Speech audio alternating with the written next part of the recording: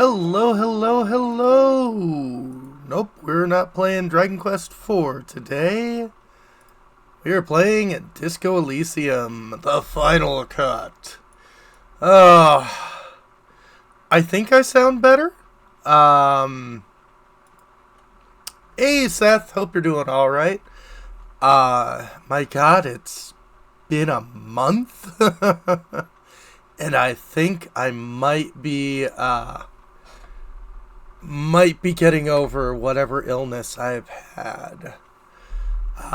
Still a little scratchy, but I think we can power through this. So, let's get into the game. Oh, and I don't need that there. Okay. Bring that music volume back. And hit continue. It's a brand new day. Rise and shine, comrade. It's time to get to work. What's going on? Despite all the thinking you've been doing, only 0.0001% of communism has been built. It's too great a task to undertake alone. You're going to have to get organized. Does this mean I need to clean up my hostel room? Your level of personal upkeep is irrelevant. All that matters is your commitment to building the World Republic. Yeah, but I should probably clean this up. You must seek out your revolutionary brothers and sisters. Find out how much communism they've built. Then, together, maybe you'll be able to build as much as 0.0002% of communism. Well, that's double. But it won't be easy. Oh. Decades of persecution by coalition authorities have driven the remaining communists of Martinaise underground. They live underground. These communists aren't men. They're mole people. Oh.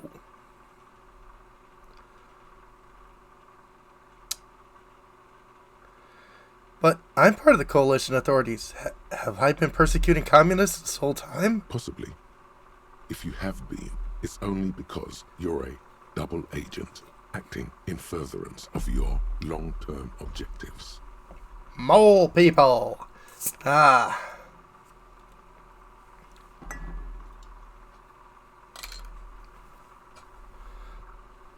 Listen to this. Do you really think you're the kind of person an underground communist cell would entrust with a mission that requires such discretion? Maybe? Regardless, what's past is past. You need to look forward to the work of building communism for all. Well, will they help me fire up mess up socialist sausage grinder? Just between us, you may want to lay off this grind up the bourgeoisie stuff. Aww. It's a bit off-putting, even to fellow communists. Yeah. I don't know if I want to search for mole people. They're not mole people. They're your comrades in the eternal class struggle. It's your task to find and join them. Well, how am I supposed to find them if they're hiding? Let your nose guide you, detective. My nose? Yes, fortunately, communists are known to have a very distinct smell. Oh. We really have no idea what they're talking about. There's no linkage between ideology and olfaction. What does communism smell like? Failure. Oh. Yeah. So much failure in my life already. Don't know if I can handle anymore. That's why you're perfect for the job. No one's got a better nose for failure than you, Harry. That's sadly accurate. What you're smelling is your own body odor, of course. Nothing a shower and change of clothes couldn't fix. True. People sometimes complain there are no real communists left in Martinaise. But you can smell their presence. They're out there, waiting for you to join them. Incidentally, during the waning days of the anti-centennial revolution, a number of Revacholian communards constructed elaborate hideouts in abandoned root cellars. hollowed out tree trunks, and even residential sewage tanks. This latter phenomenon gave rise to the early anti-communist slogan, "The future's bright when you flush out the white."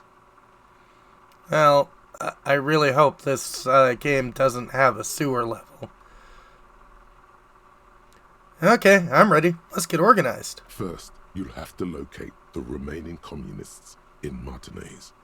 When you get near to someone with revolutionary potential, your nose will give you the signal to establish contact. All right. Again, no, it won't. Any olfactory response you perceive will be strictly psychosomatic.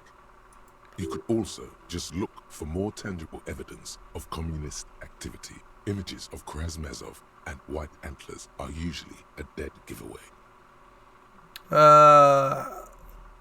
What will I do once I establish contact with my fellow communists? You'll discuss the monumental world historical task that lies before you.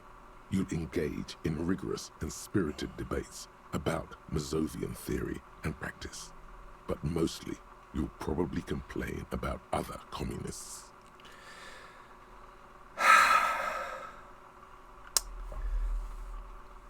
Speaking as someone who leans more socialist,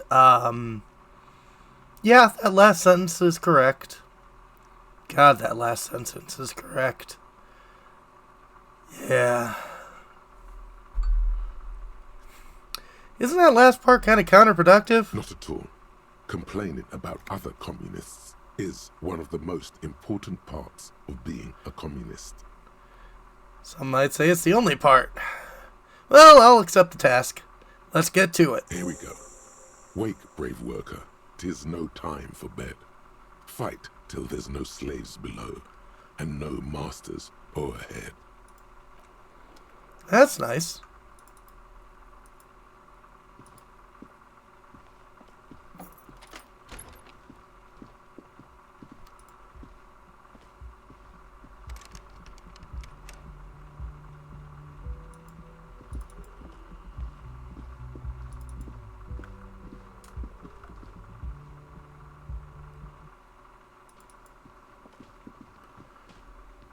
Good morning. How we doing today? Yes?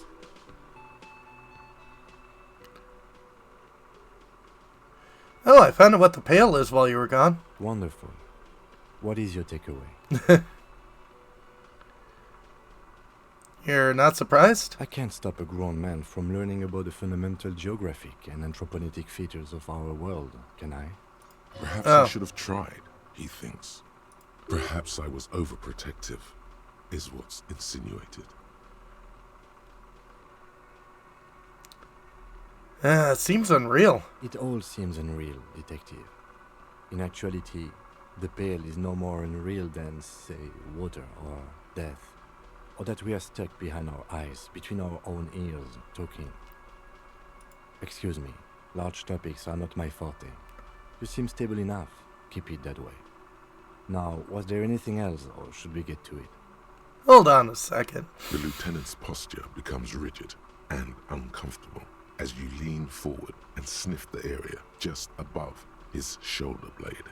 The lieutenant is fastidious as a cat in matters of his personal upkeep.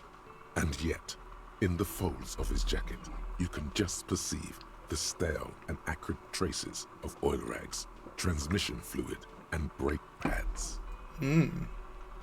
Wait. There's something else there. Something that sets your GABA receptors aflutter. Ooh. The lieutenant's aftershave, a common drugstore brand. Strong hints of pine needle. But what sort of ideological picture do these smells paint? Tough to say. Do you need something, detective? Just wondering what brand of aftershave you use. It's nothing fancy, just plain old Tiger Super Special. Are you thinking of, Gesture towards cheek with an invisible razor. Oh. Do you think I should? The lieutenant considers your mutton chops for a long moment. A slight grimace crosses his face. Sorry, I'm really no expert on this sort of thing. Was there something else you wish to discuss? Nothing. It's great to see you again, officer. My wife can't wait to thank you. Go on, talk to her. Alright. Oh, sweetie, I don't even know how to thank you for finding my husband and helping him out. I hope we haven't been too much trouble for you. Just doing my job, ma'am. Here, I want to give you a small token of my gratitude. It's a Eh. tie. Mexican origin. The pin is an antique. Quite special. Thin ribbon held together by a silver bird skull. The little silvery knob holding the tie together feels warm in your hand. It's in the shape of an avian skull with 8 eyes. Oh boy. You could ask her about this when you get the time. It's probably a cryptid, but the phasmid, of course, is more important. You never told me you saw the phasmid. Oh, you don't want to hear about some old woman's ramblings. Ramblings? Nonsense. Your description of the phasmid is the most precise I've ever heard. But darling, I didn't even get the size of it right. You were a child, my dear. Really. It's extraordinary what you were able to describe. Now go on. Tell our friend about it. He's proven his interest in the field. Reflexively, the lieutenant read his familiar notebook. Yay. Well, it was summer. I was building a racing track out of sand on the beach near a tall stand of reeds. Quite a tall one. Many times my height, I remember. When, all of a sudden... Where was this and how old were you? I'm getting ahead of myself. I was 5.5 in Betancourt in the suburbs. My grandmother had a summer home there. She'd just started forming memories. Real memories. Not the billowy haze of infanthood. Oh, what happened? The strangest moment of my life. I looked up and one of the reeds moved. Not like a plant, but like a living thing. It stood up and looked at me. Its body unfolded like some antique toy. I've never seen anything like it. I didn't know this can happen, so I reached my arm and touched the thing. It felt just like a stalk of reed, but it moved, swaying, towering above me. After a while, 20 seconds, a minute maybe, it left, went into the reeds. Did you follow it? I tried, but I was only a child. There was mud and high water. I couldn't see it anymore. I was just standing there knee-deep in mud, looking around me. Where did you go? Don't go. Then what? I ran back home to my grandmother and asked her if reeds could walk, and told her they were looking at me. Of course, she just laughed at me, but I knew what I'd seen. For years, it was a story I told at parties when I wanted to impress boys. That sort of thing. Of course, most people just took it as a strange, amusing anecdote. So did I, honestly. But then I met Morel. We were on a date. Can you imagine?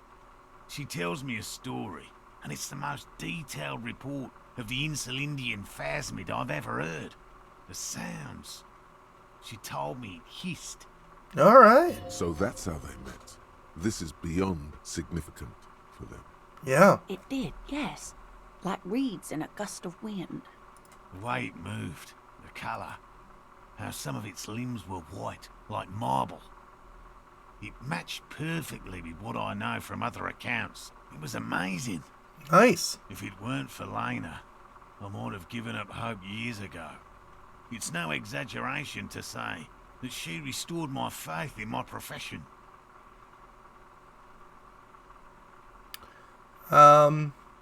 Its limbs were white? Not all of them. There is some white coloration reported, along with beige, where the camouflage ends. Alright. And how big was it? It's hard to say how big things are when you're quite small yourself. True. To me, it seemed to be taller than I was then, but that's probably not the case. Kim, what do you think of this? I thought it was a wonderful story, man. but I don't believe it.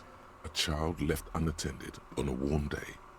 Children make up stories and then end up believing them. So you were on a date? Our first, yes. Aww. The glance is tender, yes, but tempered by something else.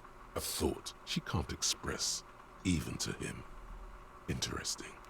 Thank you for sharing this with me. You're welcome, sweetie. I do appreciate the chance to relive it whenever I get one. It was just such an impossibly sunshiny day.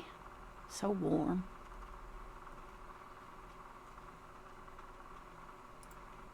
And she could get up and walk right into the reeds on her own, into the mud, anywhere. Well, I guess that's all for now, ma'am.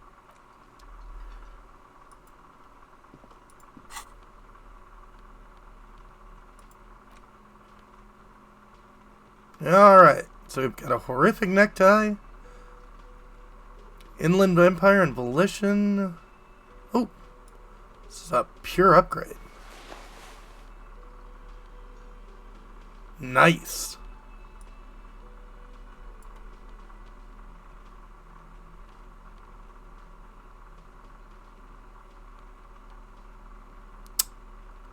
No conscience. Visual calculus. Logic.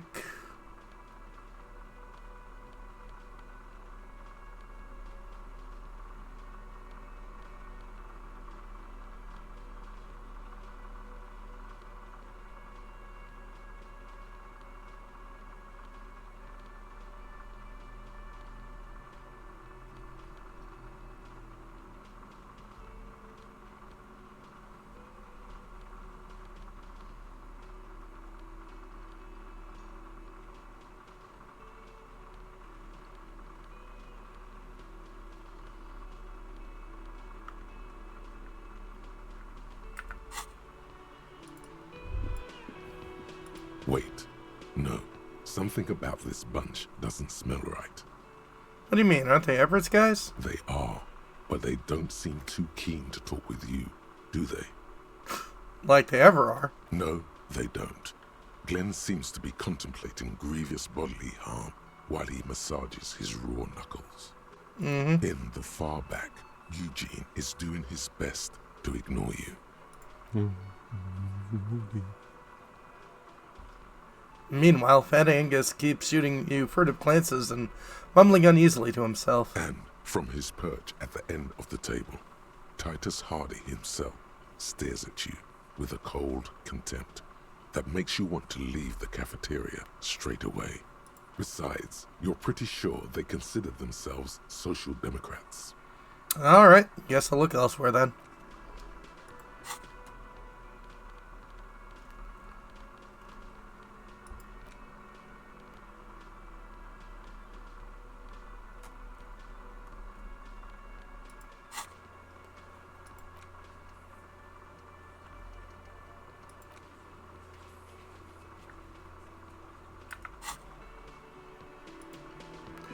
Oh, by the way, last trap was empty. Nothing like the gratitude of a good woman. Now then, what can I do for you? He tries to play it cool, remain professorial, but inside, this man is itching for some news on those traps. So, checked all the traps. Good. Okay. And? And one of them was empty. Completely empty? Yeah, nothing in the trap. No locusts, but no phasmid. No locusts? No phasmid either? Seems so. That's not ideal, but... The empty trap was one at your campsite. Maybe this factors into it somehow? I definitely left that one stocked. Right from the campsite? Just means the Insulindian phasmid is even more clever than we thought. She's engaging in a well-known self-deception called motivated reasoning. You should correct them. Yeah. Of course, more clever. You're dealing with a subject near and dear to their hearts. It might behoove you to tread lightly. Yeah. Yes, the Phantasmadeia picked off the locusts and escaped. This is good news, though we'll have to reconsider the design of the traps. Make them more secure. Another trip to the reeds. Well,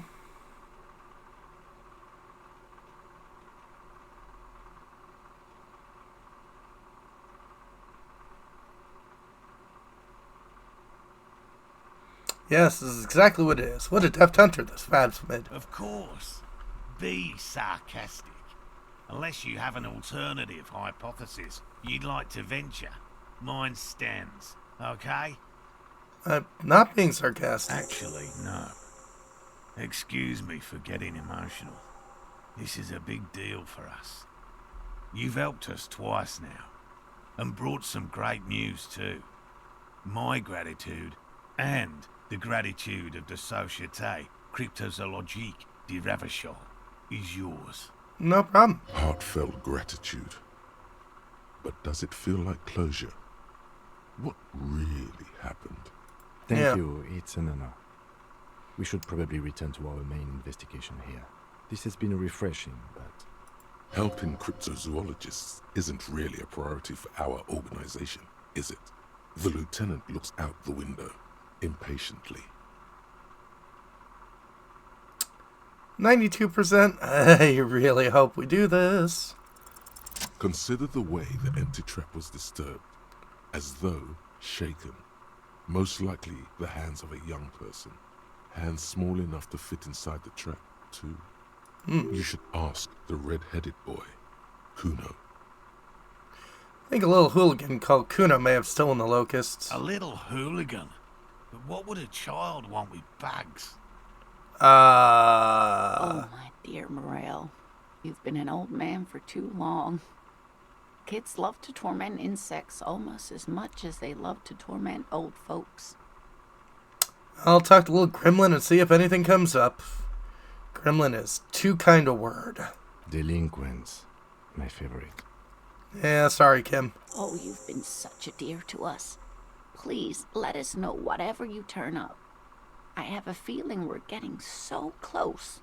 Well, I see you've got all the help you need. I'll see you tonight at my place. Let's play suzerainty, but no more field trips for me.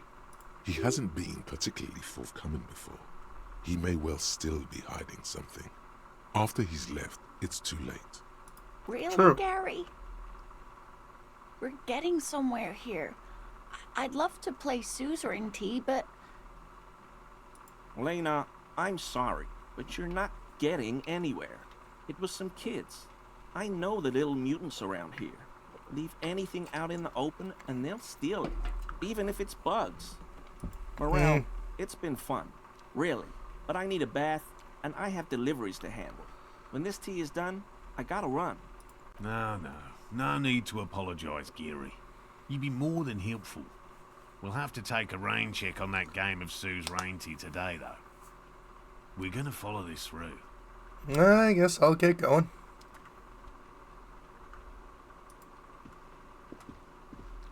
Very generous of you to help us out, officer. I'm sure glad to be back from that little excursion. I mean, officers. Alright, I guess. Thank you.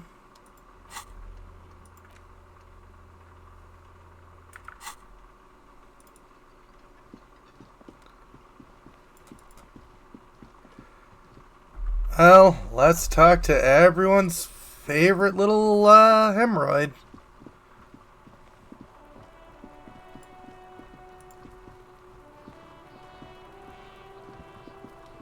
Fuck does Kuno care?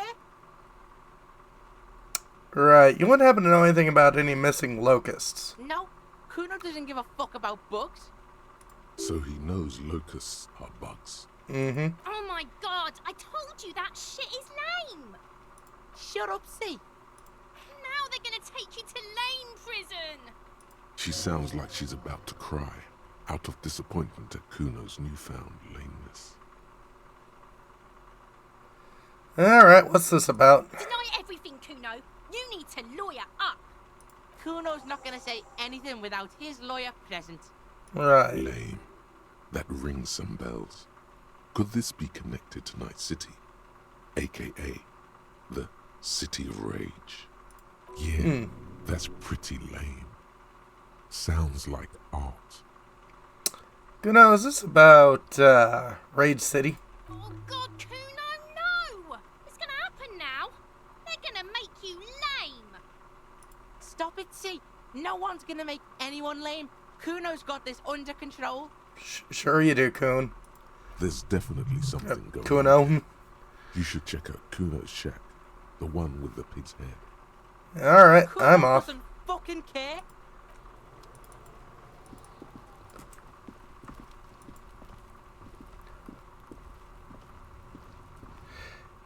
Yeah, Kuno just kind of feels like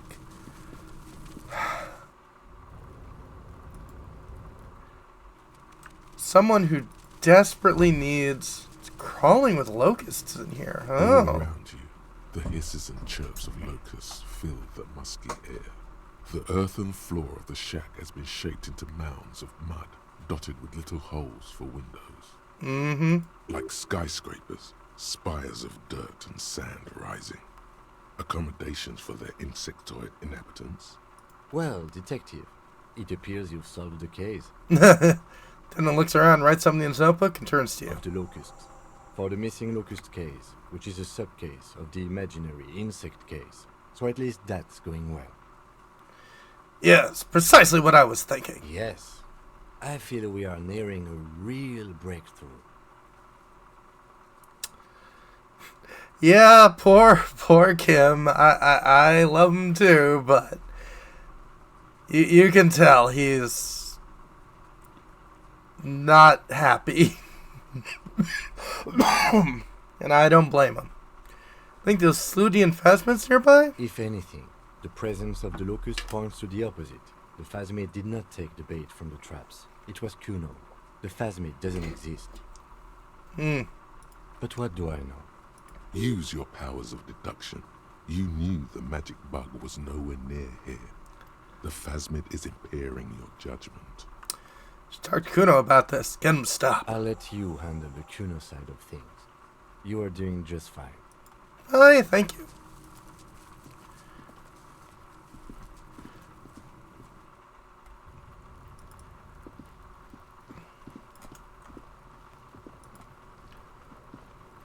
Fuck does Kuno care? Well, I know you took the locusts from the traps that cryptozoologists set up. Yeah. Kuno took the books. So what? So it wasn't the phasmid. A wave of disappointment washes over you.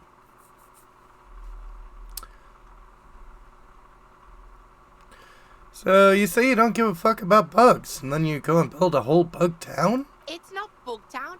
It's the city of locusts. Locusts aren't just bug shit. They come out of the sky like a fucking shadow. Shit descends. Stop! Locusts coming down like a shadow. This must be the Night City he mentioned when you asked him where he's been. So that there is Night City. Yeah, Locust City. City of Rage. City of Lights. Right. There's a tug of war over the name of his fantastical city. It's almost too big for his imagination. The girl forces herself to watch again, the corners of her eyes twitching from discomfort. Yeah, nah. I'm not good with cringe either. Cedar Brain sounds like a cool place. Kuno, the pig wants to help you. Oh, that's how lame it is. Please just don't say you're... An artist.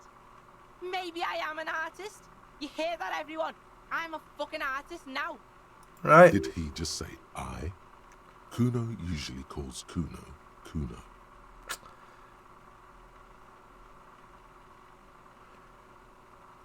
That's great, Kuno. It's cool to make art. Oh my God, Kuno. He's gonna make you totally lame in, like, 3 seconds. Don't let him, Kuno. Yo, fuck you, see? Kuno can be what Kuno wants to be. Kuno's his own man. Kuno's free. Tears at the buttons of his shirt, trying to rip them open. They don't give away. Kuno made himself into Kuno. Kuno can make himself into anything. Kuno can make himself into a pig if he wants. Kuno can make himself into a... Kuno doesn't give a shit. Well, certainly has the, brains of that celebrity, yeah. Don't make yourself into a pig, Kuno. You'll have to take me away. In it, you hear snow melting, dripping from the eaves. Someone closing a window. So that's what this is about.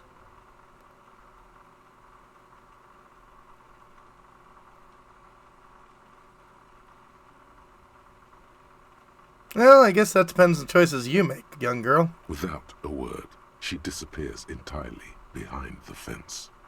For once, the boy is lost for words. He turns completely red now, with splotches of white beginning to appear across his face. You got him. Now convince him to leave the cryptozoologist's traps alone.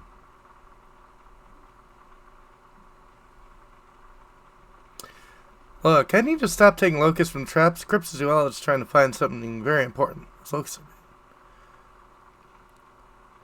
I have to ask, what does the city of locusts mean? It don't mean anything. It's shit. Kuno just likes to focus. Kuno likes to concentrate on shit. Build shit when he's zipping hard. Fuck. Alright. Pig, you really shouldn't have fucked with Kuno City. Now it's all fucking lame. Well, I need to stop taking locusts from the traps. Cryptozoologists. I don't give a shit. I don't need the locusts anyway. Shit is all lame now. C was right. The girl's face appears again, above the fence, just long enough to make eye contact with Kuno. So, what's gonna happen to locusts? Kuno's gonna let the fucking locusts die. Well, I guess that's settled. Better be off. Rather you didn't, but I guess they are just insects. The fuck are they trying to catch anyway? With the traps? I'm gonna play it cool and just tell them none of your business. Yeah, whatever.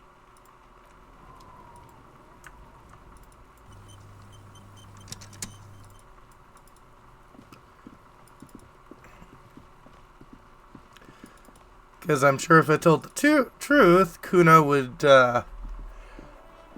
take that as a attempt to try to deal damage Hello, to something. I think I almost have it. A new trap design, that is. I know you're skeptical, but I have a good feeling about this.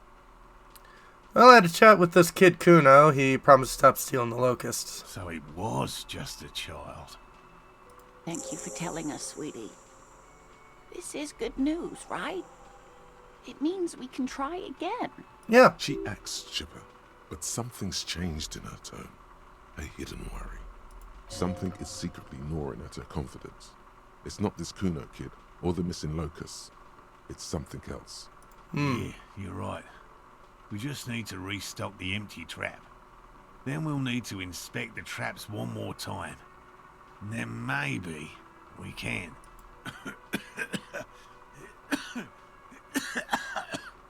She's concerned about her husband. He has a 38-degree fever. His resilience has given way. Oof. Darling, I told you to take it easy. You're getting sick. Maybe it's time to go home. You're right, you're right. We can come back next season when it's warmer.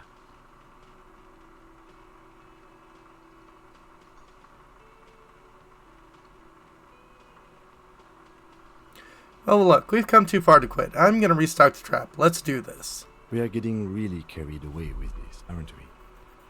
Fine. It's better than having these people get pneumonia on the coast. But after this... He Alright. wants to see this tale through as much as you. Otherwise, he'd have stopped this already. But he cannot let it drag out after this.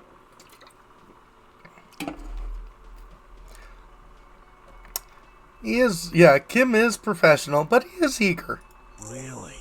It's too much, officer. Morel means is we're grateful for your help. No problem. Here's a fresh batch of locusts. They should slide right down the funnel. And thank you again. We will definitely mention you, should this lead to a discovery. I'm not talking co-discovery, of course, but, Yeah, that's all fine. Wow.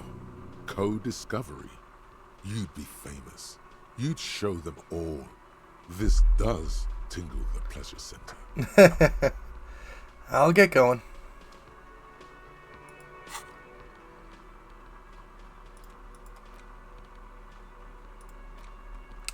Cardboard box, several rows of little holes in it. First glance, box seems pretty secure.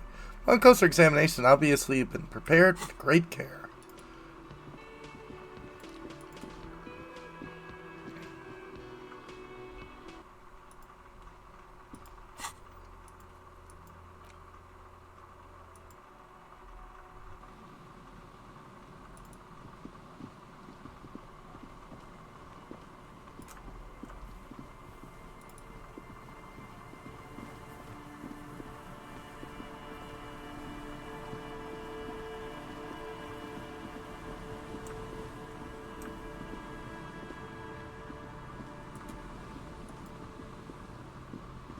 The trap stands empty near the reeds, powdered with snow. No insect sounds or movement around. Only the reeds' apprehensive hissing. Well, let's fill the trap. The locusts, dazed from being transported, slowly begin to acclimate to their new surroundings.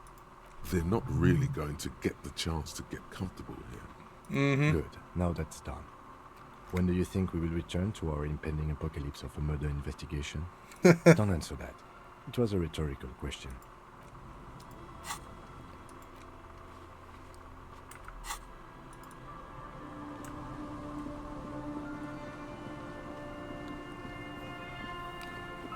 All right.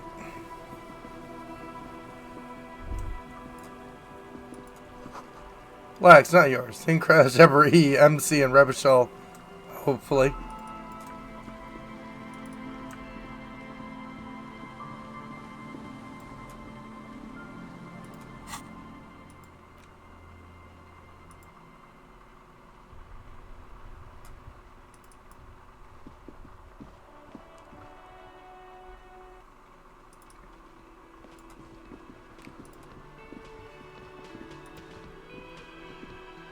Hello, dear. It's good to see a familiar face.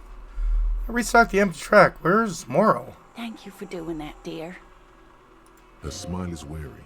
Her earlier ebullience has left her. Morel still isn't feeling well. I convinced him to stay at Gary's to get some rest. I'm afraid the cold has really gotten to him. Yeah, it's probably for the best. It's awfully cold out in those reeds. I'm sorry, dear. You've had to drudge through them so many times. Such is field work. A young person's game, as they say. Her voice is shaky. What is going on here? So, who's going to check the traps? Morel will eventually, or we'll talk Gary into going back out, perhaps. The lieutenant stares at his shoe, caked in mud. He doesn't say anything.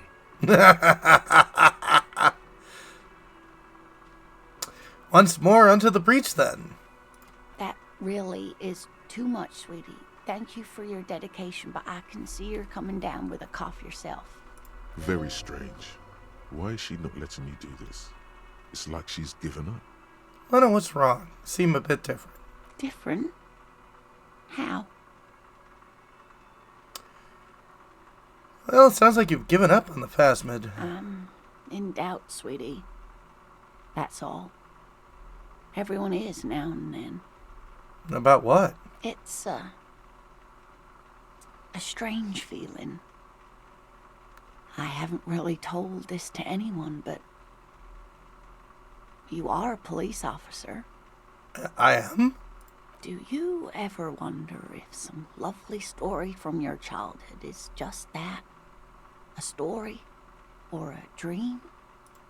Seeing the Insulindian phasmid was just a story I used to tell people. I didn't really think about whether it was real or not. But Morrill told me you've seen it. You also told me. Morel's so proud of it.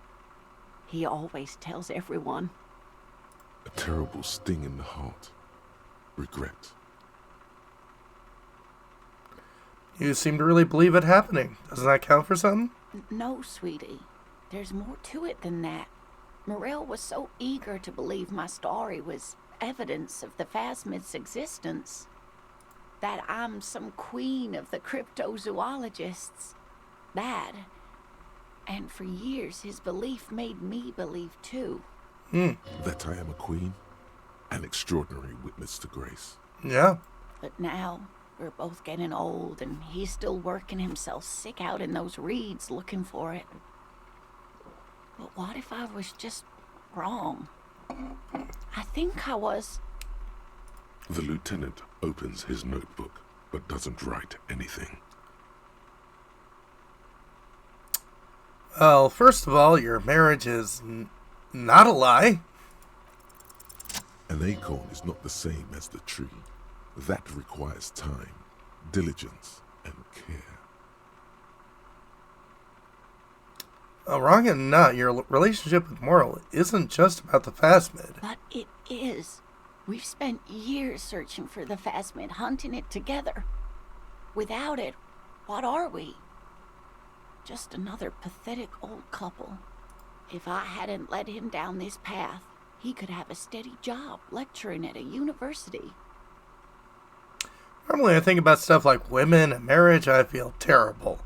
But when I think about you and Morrill, I feel okay. It counts for something, no? Oh, of course it counts for something. But we've had our hard times too. I was a paraplegic before we met. He didn't know before I arrived. On our first date. If I weren't the queen of the cryptozoologists, if I didn't tell him that story... She has to swallow to relax her throat. It's keeping her from talking. He'd still be into you. It's not how these things work. Maybe. But then why do I not dare tell him? I've wasted enough of your time with this drama. I really must stop talking about it lest I start crying and waste more of your time.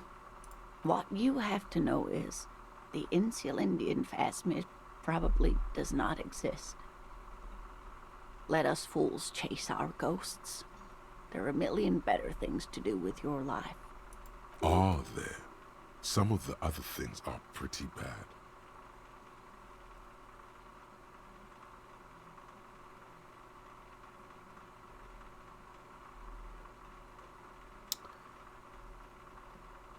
Well, the thing is, you're not sure if you made it up either. I'm not sure of anything.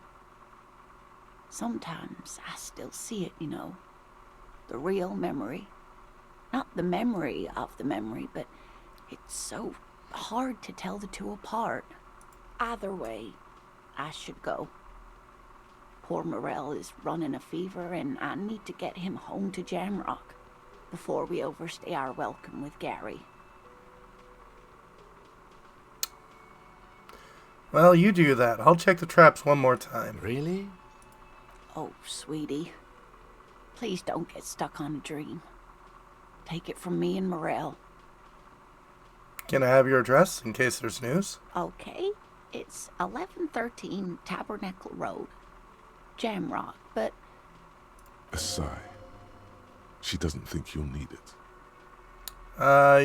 You sure you don't need help getting to Gary's? Oh no, thank you, but I can get there on my own. This old thing is gas-powered. Oh. And then a taxi home. It's not so bad. Well, the rest of it's pretty grim, but thank you for bringing some light. You're welcome, sweetie. I'm glad it helped you, even though it turned out to be a waste of time. A dream. A lie. A fool's hope. Say her lips moving in silence. Like that, she drives off. The gas engine putters quietly as she gets to the doors, then pushes them open.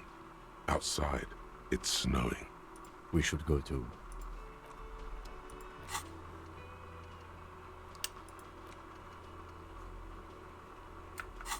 Completed. How can a bar be out of vermouth? Yeah.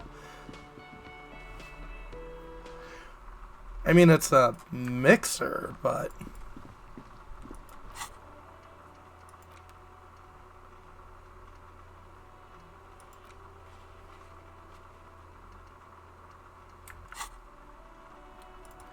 let's see if we can get that number off of the armor.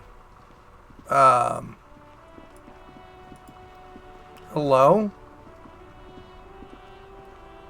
That's one brutal motor carriage. Says the young man with that written on his back. If I were a real skull now, I'd jack it, paint it in palm tree livery, then bottom light it, neon style.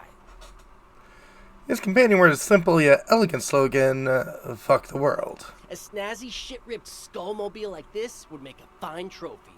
We could, like, hang fucking shrunken heads from the side mirrors. Cops' heads.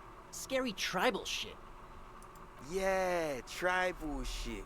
A cop carriage like this would have proper skull value.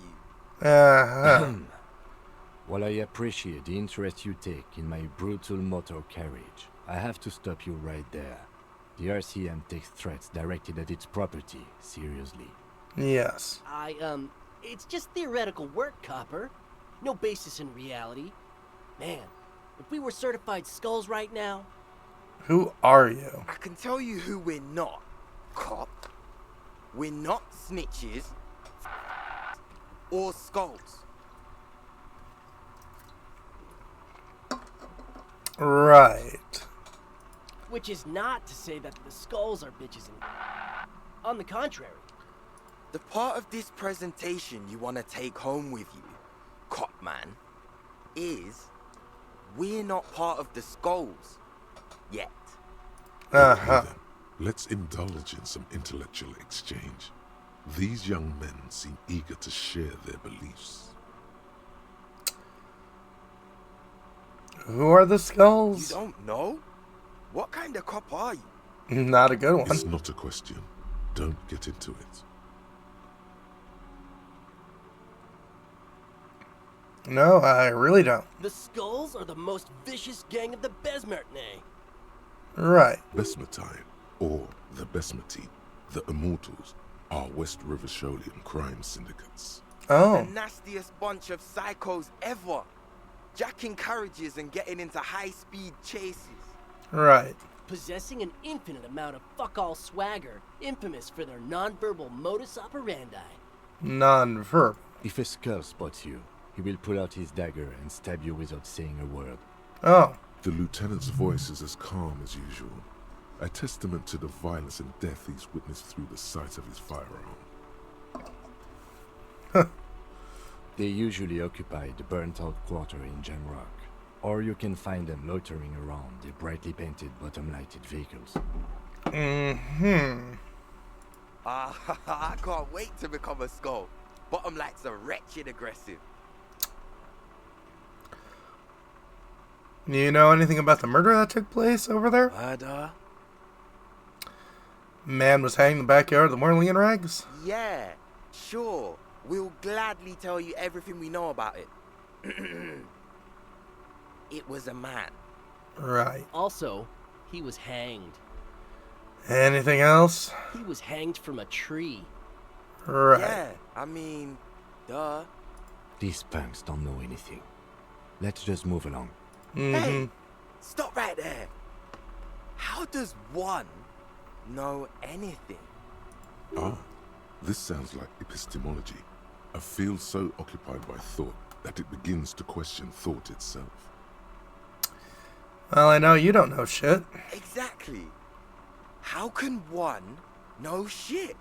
For example, how can one be sure that there truly is a body hanging behind a hostel?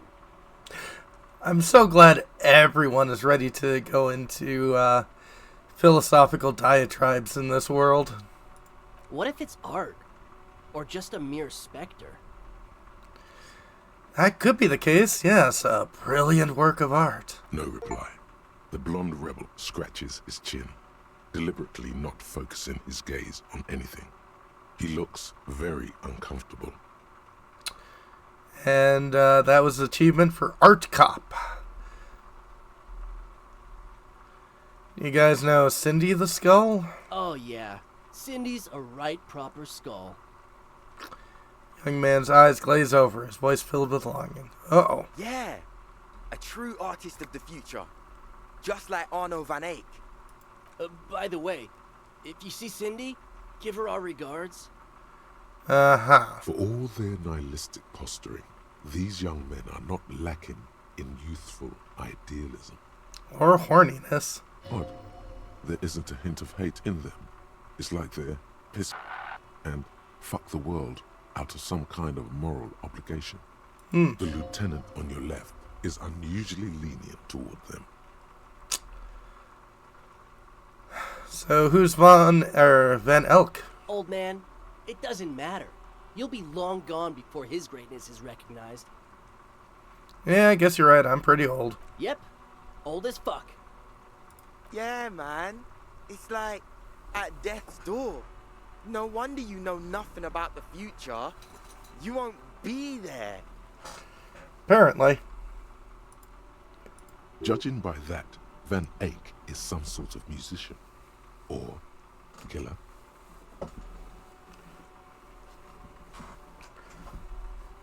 Well, why aren't there more skulls than Martinez? The Union does their share of policing in Martinez, at least where gangs are concerned. That's why there isn't much organized crime around here. Ah. Apart from the unions themselves, of course. Mm-hmm. Don't you worry about that. We're gonna make up for the deficit. How are you now? Yeah, we are. So, are you part of the Skulls or not? We're not franchise skulls. Well, not yet. Once we get our name out there, we'll have a chance to join them. What makes you think the organization will accept you? Because we can be just as psycho and vicious. You'll see. Ah, you'll see for sure once we're in. It's the last thing you'll ever see before the void consumes you. Uh-huh. Throw him off his game. You sure a skull would say that? Well, yeah, I mean, we're only saying practice things for now, so we don't mean no harm to the Skulls brand, or to you. Uh-huh. This is definitely something the Skulls would say. But we're not trying to encroach on the Skulls brand in any way. On the contrary, we're just here to market it. So you're just pretending to be as nasty and vicious as the Skulls. Hey, we could be just as hard. Like pavement on top of pavement, or a brick on top of another brick. Or a grave on top of a grave. These kids have the vocabulary, but might be missing a brain. Yeah. Wouldn't a grave on top of a grave be just a big hole? What's hard about holes? Filling them up, baby. Enough about the scullery then. Mm-hmm. What's with the jackets? What about them? Why do you have "fuck the world" written on your jacket? Like I said before, many men keep searching for the one. For so-called true love, which is actually just obsession masquerading as kinship.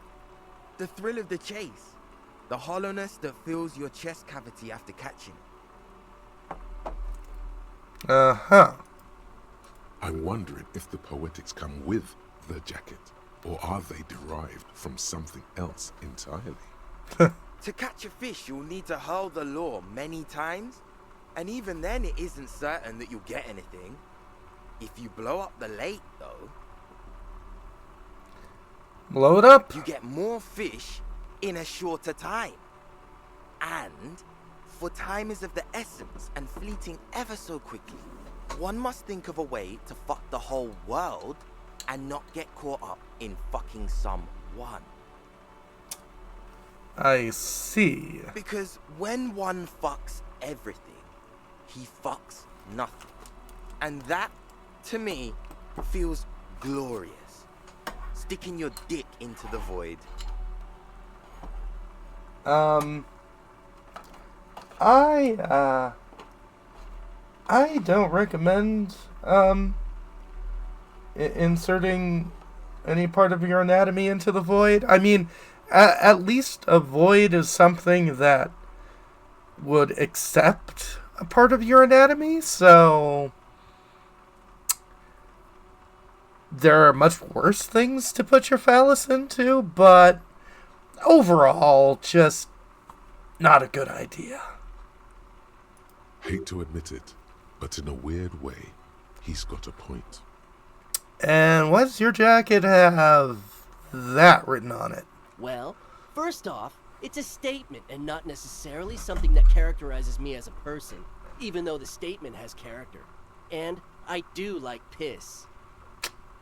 So you're just defining yourself by your fetishes. Interesting. The word piss epitomizes the struggle taking place in the world. Things being defined as they seem, not as they are. And, I guess, it's also about communal spirit, the future, and truly appreciating our differences. Hey, days 205. Yep, I'm on day 4 myself. Also, you've got to admit, it catches the eye. And since the Grand Piper is slowly but steadily moving towards basing the economy on it, attention, it is imperative that the medium itself convey the message.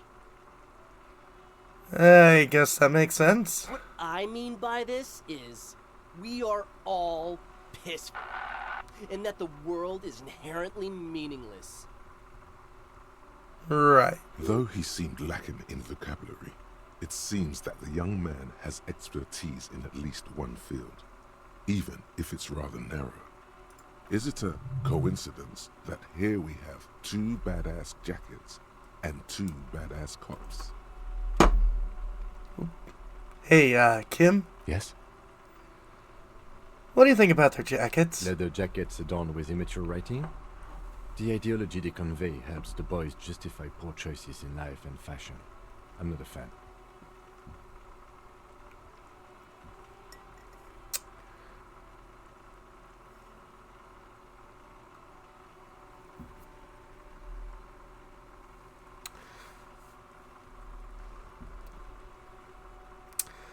Why are you so patronizing when cool possibilities cross our path? What are you implying? You know what I'm implying. Which one would you wear? I'm not sure I understand you, detective. You more of a piss faggot or a fuck the world kind of guy? Neither. Come on, Kim. Just a mental exercise. Fine, if only to end this discussion. Theoretically, if I were a juvenile delinquent, if I were to already be down that path, I think peace is the stronger of the 2 statements. That works. Feel more like a fuck the world kind of guy. Seems about right, especially considering your heroic exit attempts. Uh-huh. That's an origin story for a dynamic duo right there. So are we done here? Or you don't need us around for your secret whisper party, do you?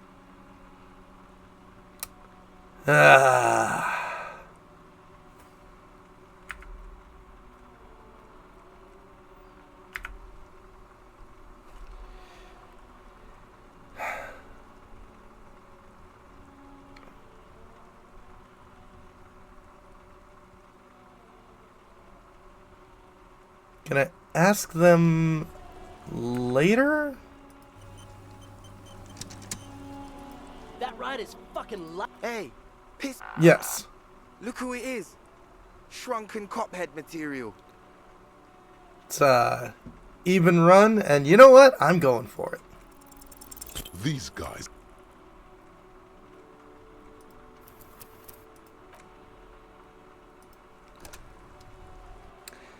Yeah, there's a lot to remember. That ride is fucking lightning. Hey, piss. No. Don't ask anything. Be subtle and scary. The boys dream about being skulls. Use that.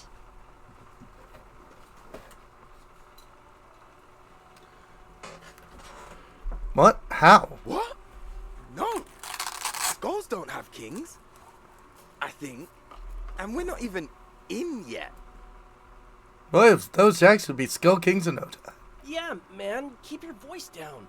Skulls don't take it lightly when folks pretend to be them. We're not even prospects yet. Prospect?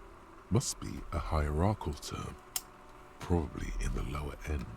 Not even prospects, it's an already aspiring to be kings. Wow, you boys are ambitious. Only prospects and already planning a coup in the skulls. You're destined to go far. He gets it. Passive-aggressive flattery. Shut the fuck up. Are you trying to get us killed? Now bring it to the jackets and, yes, start shouting. Yeah, we want to be cool killer skulls like you guys, but we don't have skull jackets. Please be quiet. What? What do you want? The jackets? You got it. No need for cruelty. You offer us jackets like that? Be impolite to refuse. Oh, man. Okay. I get it. Skulls don't really wear slogans anyway. This was stupid. Fuck.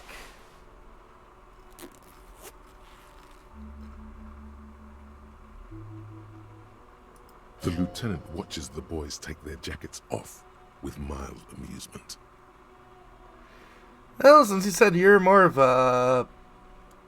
that kind of guy, I'll take the other one. I'm absolutely okay with not having either one, thank you.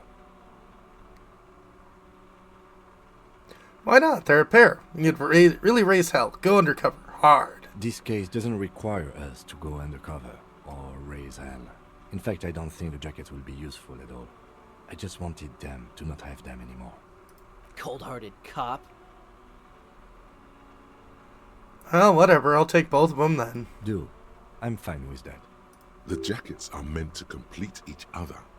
If a man was standing alone on a street corner with his written on his back, it'd just be an individual that has taken a liking to urine. And fuck the world all on its own is, frankly, generic.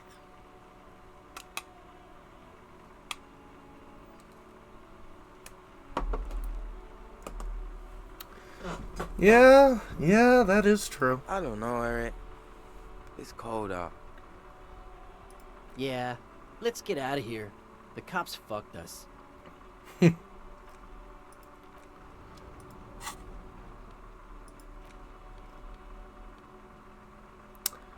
+1 drama, -1 authority, +1 half-life, -1 rhetoric. Not bad.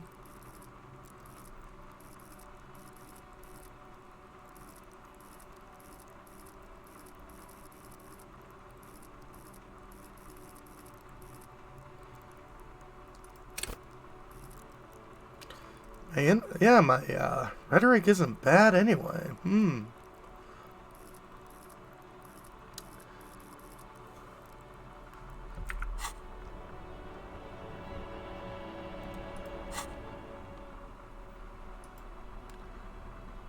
Oh yeah.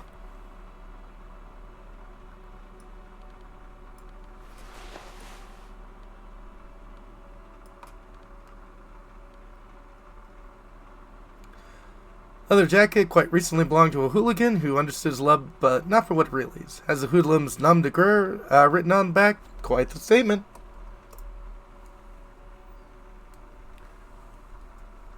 That it is.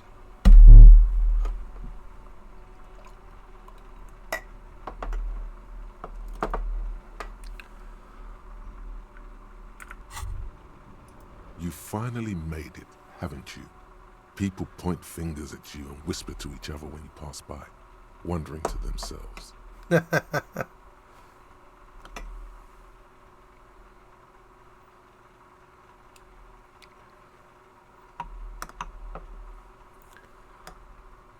Where did that man get such a cool jacket? Did he receive it upon graduating the École Normale Supérieure de Badasserie? Is he dangerous? Damn right I'm dangerous. You are very dangerous, my friend. Dangerous and cool. In fact, no one dares to say a single thing about the jacket. But believe me, they are all very impressed.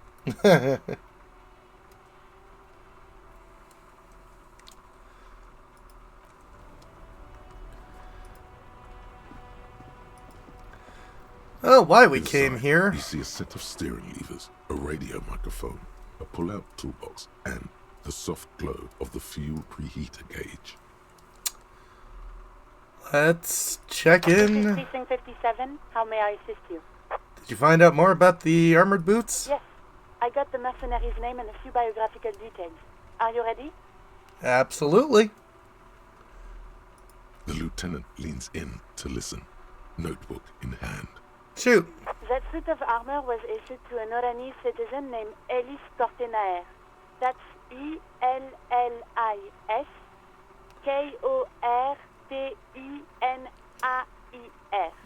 Exact date of birth. He was signed into the Elysium County Neonatal Care Unit on 28th of February 09.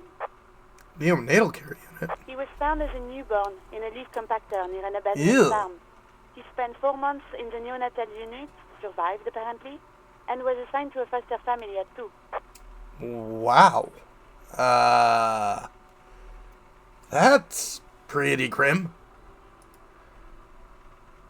According to Clausia, Lele said his real name wasn't really his. Perhaps that's because he was fostered. Mm-hmm. This is what the ICP knows about him. He was raised by foster parents, entered the East Brand Military Academy in Vredefort at 17, then served in the Oranese forces till he was honorably discharged in 41, just a year before the Seminese conflict. Right. Then the armor followed him to Seminine, or at least I assume it did. And that's it. There are no records of his employment in Crenel, or any of its other incarnations, or him even entering Revachol. He was found in a leaf compactor. It's a garden tool used to press leaves into these cubes. It's a detail the hospital had, the only detail in these files. So I thought it would be good for you to know. Yeah. It is. Thank you, Alice. Any information on his foster parents? None, officer. Sorry. So we have to connect him to Krenel, and him to Krenel is the armor. None, Oh. officer. Even that is a small miracle. These organizations usually double-check their inventory. Thank you, Alice. Great work. No problem, Lieutenant. Oh, we have his name and service record now. A name. This is very good. Elis Cortenaer. I'm glad the inquiry was helpful to your investigation, officer. Did you have any other questions? I think I'm done with the radio for now. 57's over and out. In the cabin, you see a set of...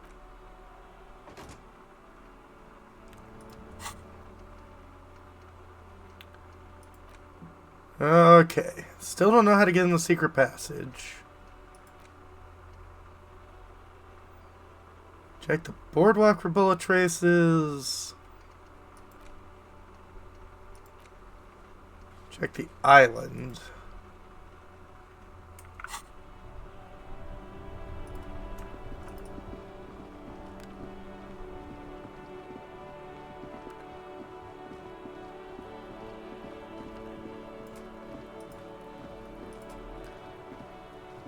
Fuck does Kuno care? Need more empathy. Kuno doesn't. Yeah.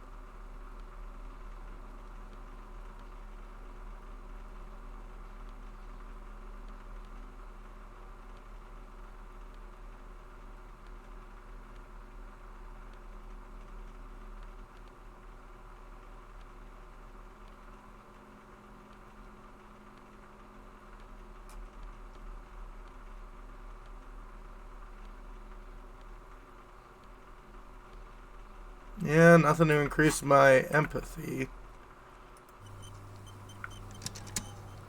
Fuck does Kuno care? 50-50. It's not Kuno. It's Kuno S.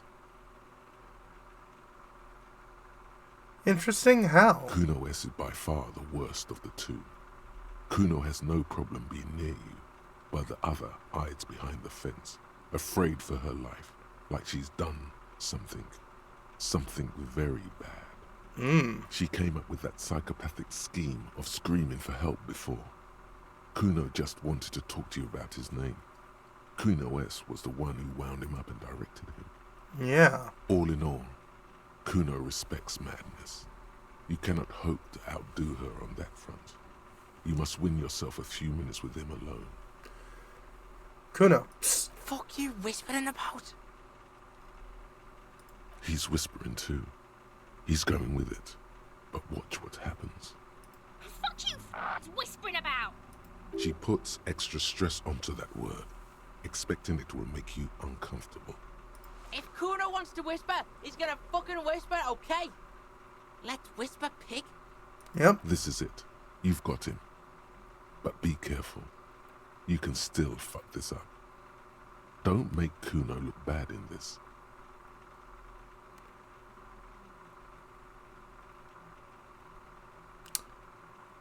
What's up with her? She's terrifying. Crazy scary. Crazy? You don't know the half of it. She's not crazy. She's insane. Dangerous. She's smoked a man. She's done people in. Probably even pigs. Stop talking to him! Kuno, I'm fucking warning you! You're gonna get us into shit! She understands what you're trying to do. Yo, see? Did Kuno not tell ya? Kuno told ya. Kuno talks to whoever he wants. Yeah. Talk, pig. Kuno's got it under control. You did it. They're separated. He's even turned his back to her, so she can't read his lips. Think she has anything to do with the dead man? Kuno wasn't around, and C was with Kuno. Told you this already. Where were you? Look, Kuno's gonna put you at ease. We didn't do it. I figured. He speaks the truth, my liege. What do you mean she smoked someone? Kuno means she killed someone. That's right. C's a killer. Like, actually a killer. His Oh? little green eyes are fixed on yours. He's meant everything he said before, but right now, he not only means it, he is sincere. Serious about this killing business. Killing is serious shit. Kuno's always serious about the 488. 488. The criminal code doesn't go higher than 190. Yeah. She's probably killed a pig too. I mean, I'm pretty sure she has. How many cops she killed then? Forget Kuno said that. Kuno was just shitting. Kuno was just running his mouth. Kuno's stupid like that. It's okay.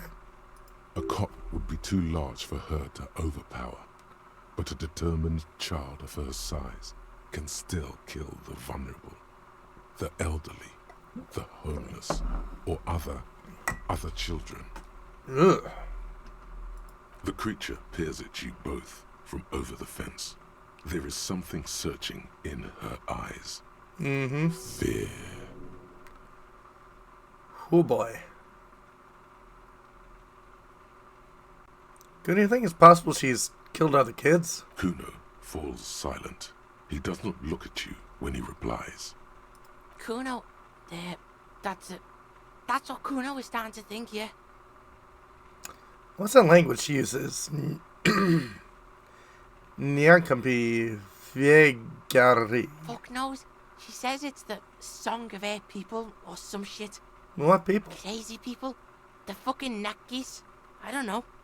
Sounds boreal, like something from the tundra and tiger-covered cutler, Isola. Far, far away from here. As far as possible, really. Could she be Surinese? Suroese. Like that man from Helmdall shit. She could be. She could be that Helmdall shit. What thoughts do I have? Currently working with Hobocop, Inexplicable Feminist Agenda, Volumetric Shit Compressor, Malzovium Social Economics, Yamezvu Derealization, and Yelmi del Million.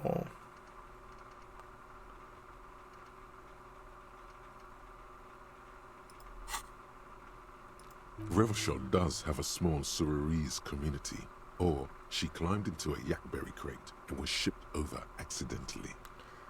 Said she's insane? Yeah, she's psycho.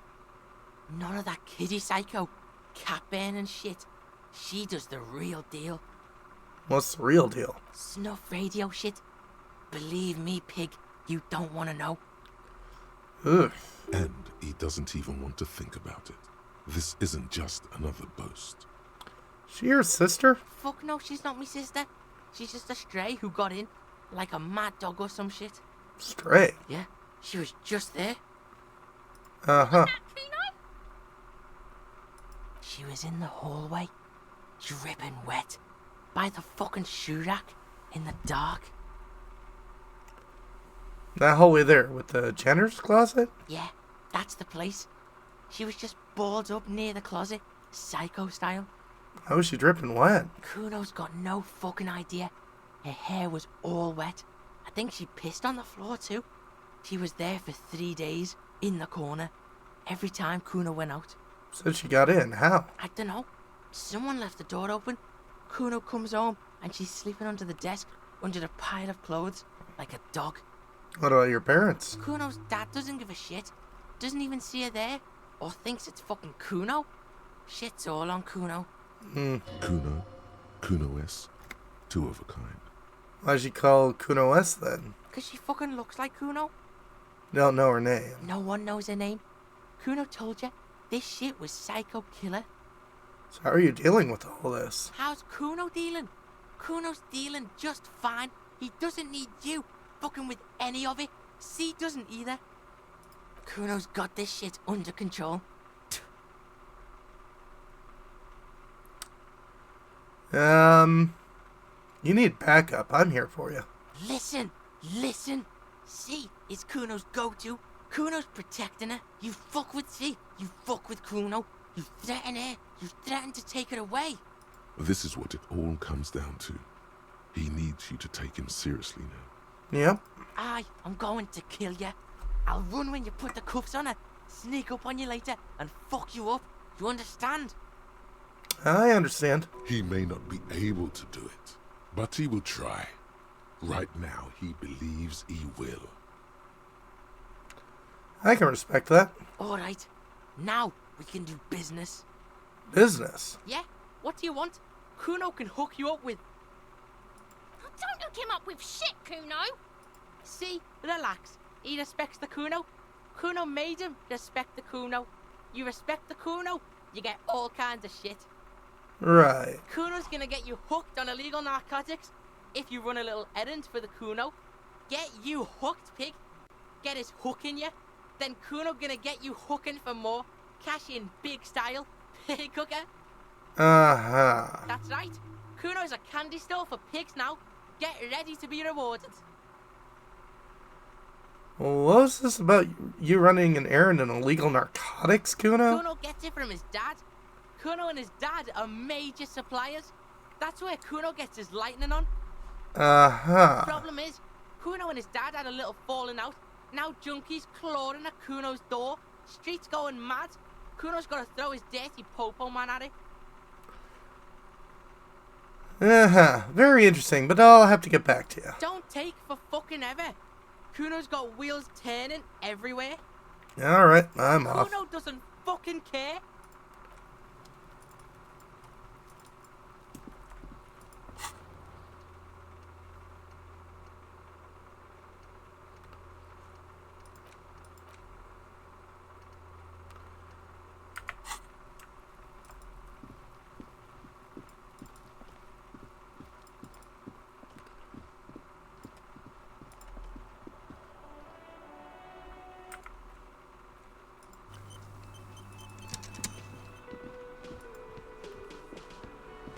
It's you again. What is it?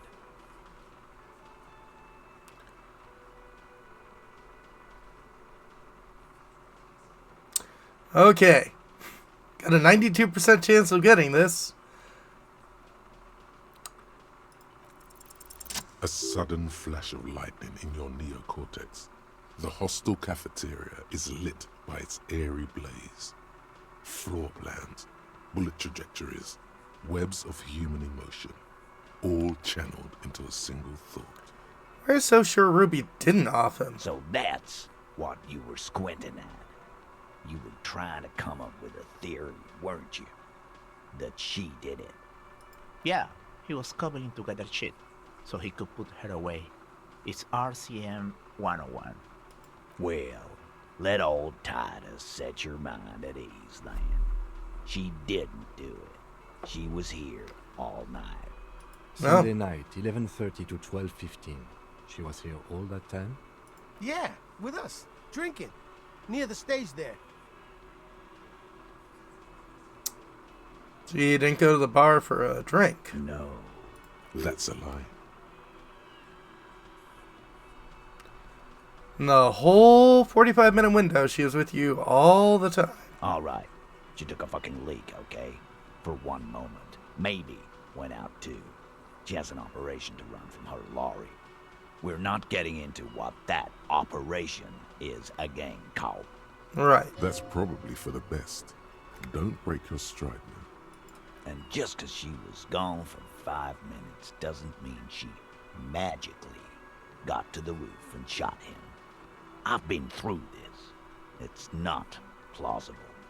All right, we're in. We got Ruby unaccounted for sometime during the window. This was crucial. Now let's place her on that roof. You got his attention. Now don't ruin it by making weird claims. Remember, you can still mess this up.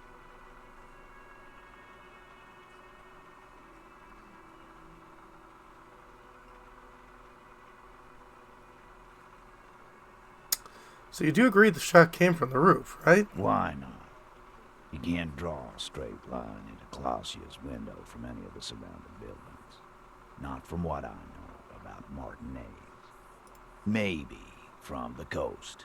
But like I said, I've been too busy dealing with you idiots. So no, I don't think it was a sniper. It was close up. 72% chance the bullet came from the roof. 72%. There's a percentage and all. Where'd you get it from? Your guys in the lab? Definitely lie. The truth is not credible.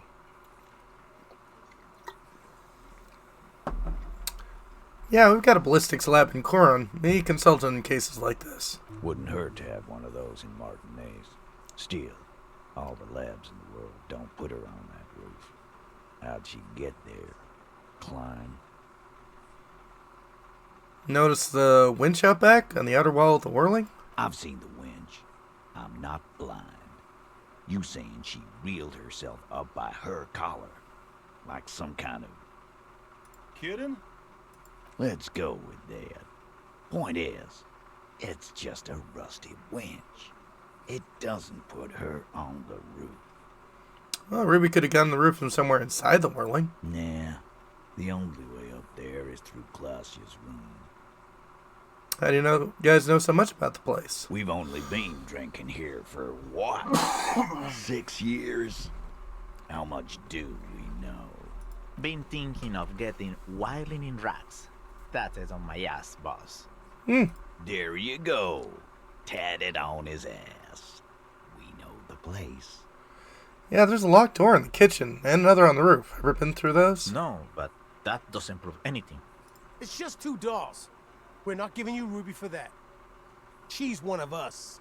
What if they're connected by the winch, Eugene? That is your name, right, Eugene? If they're connected, she could have gone to the kitchen, gone up, shot him on the roof, then come down. All in 5 minutes. How about that? Yes, she could have. This is one long shot. Shakes his head, but look in his eyes shows interest. Nice. Tell you one thing. I liked how that goddamn winch came up again. That was nifty. Have we firmly established Ruby could have had access to the roof where the man was shot? Firmly? Try shit on a stick. All you've established is a possible route to the roof that you haven't found. And even then, a route doesn't put that bullet in the Burke's head. A gun does that, and Ruby doesn't carry one. Phase 2. Murder weapon. Get a gun in her hand. If not that, then at least a shadow of a doubt. In the shape of a gun. I've already established Ruby's running drugs. Could have smuggled guns too. God damn. That's just about your favorite topic, isn't it? Every fucking 5 seconds. Well, everything keeps coming back to it. You were warned not to bring it up. Your best shot here is to just back out of it. Fine, Titus. Not getting into it. It touches your precious business. Okay, cop. She's got connections. I could see how she could have access to a gun. That still doesn't mean she did. That's all you needed. Doubt.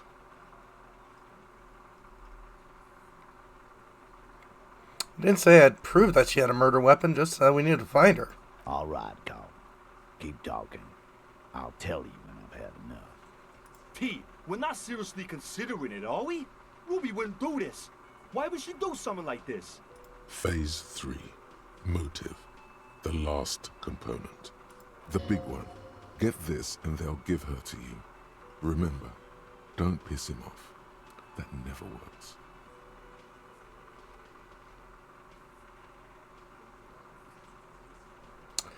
Well, it's not why did she kill him, it's why she organized the cover-up. And I suppose you have a theory on that. Could have just been trying to cover up herself, Titus. Think about it. Why go through all that effort?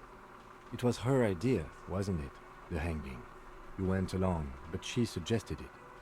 She had, like, a fully formed plan and shit. Right when she came back downstairs. Yeah. Really, Shanks? Claudia wanted to talk to another girl, that's all. She was just the first one up there.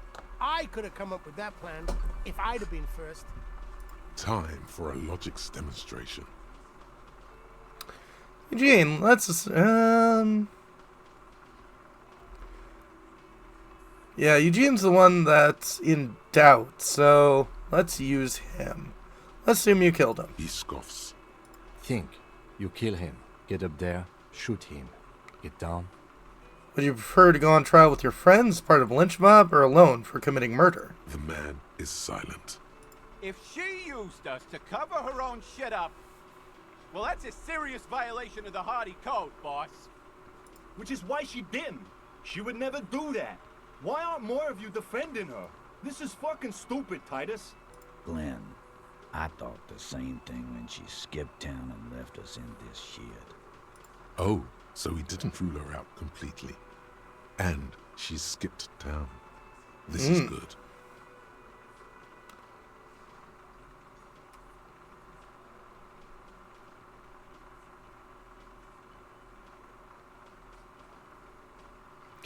Well, Titus, you have to see it. Things don't add up. We do need to talk with her. Silence. He looks around the room. The old man in the corner nods. A very small nod. And a trickle of tobacco spit on his lip. Yeah, I see it. There's one more thing I've been wondering about. Ever since you asked me where she is. Add it to your list of suspicions, if you want. I got a big list. I don't know. I don't know where she went. She just got up and left.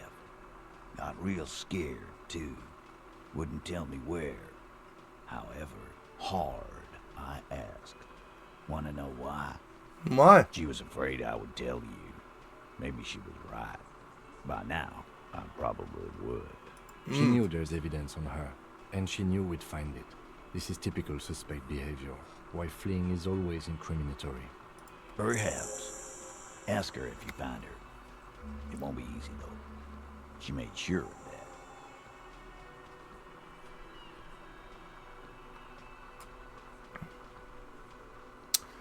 You know what she was doing with Ulan frequencies? The what now?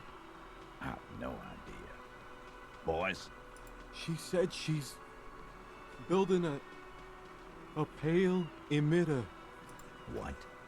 We were talking about radio equipment. She said she's doing Ulan frequencies and a pale something. I don't know more. This guy barely understands what he's talking about.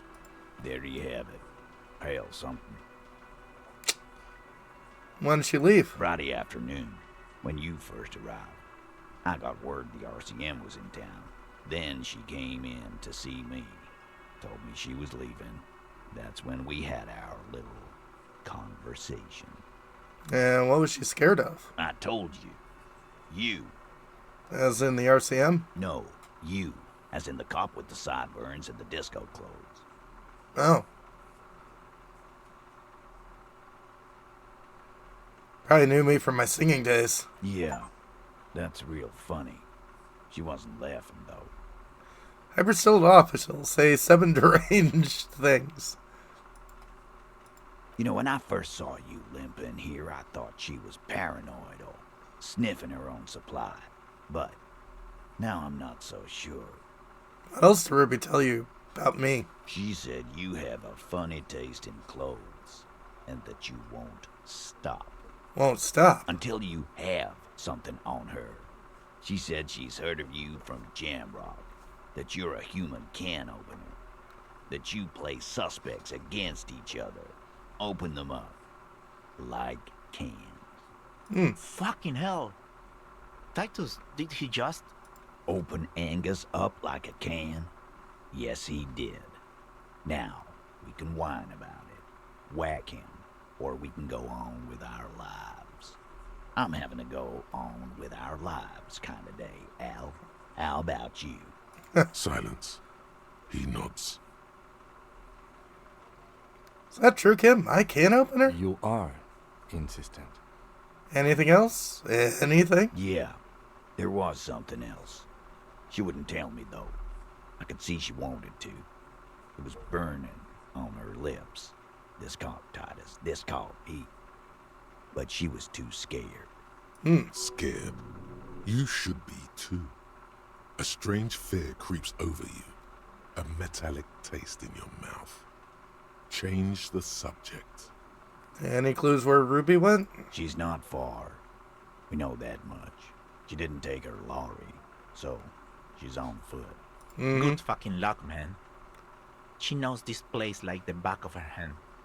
You'll never find her. Right. Yeah, Al. And we won't either.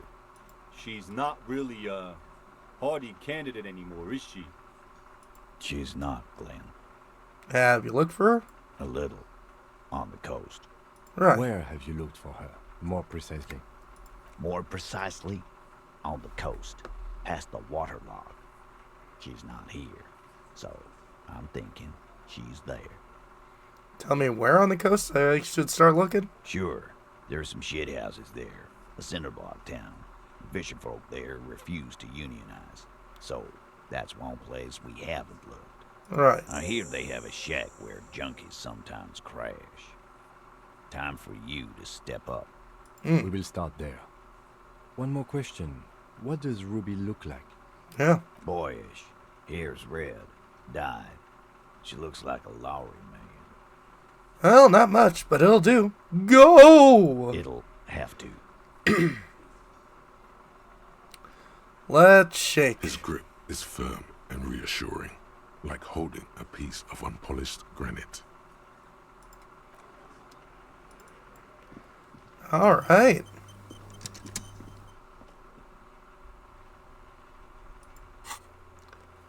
That's about Ruby in the village. And we're still looking to determine where the shop came from.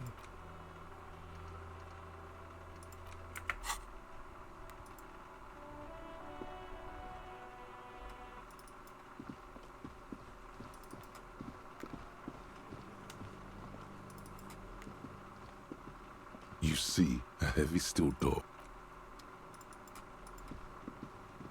The man ponders his cooking utensils and gives you a little nod. Oh, it's behind the door? Your presence. He looks up at you, then looks away quickly, shrugging and muttering something to himself. Shrugging is an international sign for, no, I don't know what's behind that door. You don't think anything else. Stay masculine. Or feminine. Or something in between. I don't care. Ah, smallest church in Saint-Saëns, right?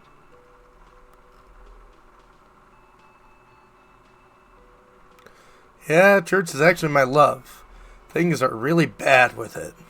Cool. Now, what can I do for you? So another thing at the Another Wartling. thing. Great. I love those. Saw a sign that says I couldn't go in the kitchen. Why can't I go in the kitchen? What are you, a cook now? That's none of your business. But there might be something pertinent to the investigation in the kitchen. Yeah, there is, that door. He wasn't pan-fried. He was lynched. What could the kitchen possibly have to do with... Fine, okay. The kitchen is closed until 1 p.m. because the cook is working. You can snoop around after that, if you must. I don't want to pin anything else on, Kalash, so... Yes? Got the 20 real? Yeah, here's the Good. 20 You for got the night. room for the night, but remember... How could anyone forget, asshole? Take it easy on him. Deep down, he really hates being the guy who has to remind you. Alright, goodbye.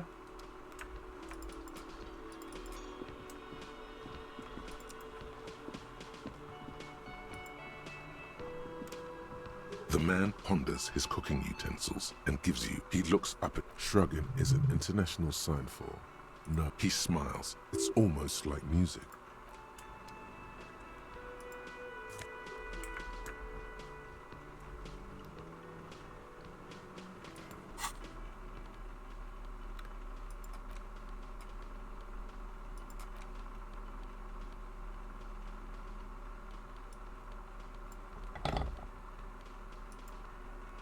I've got one bullet. You see a heavy steel door. The door does not. The cobalt blue surf. Old cobalt paint. Rough on the fingers. 40, 50 years since this was painted. Okay. Maybe I can get to it from above?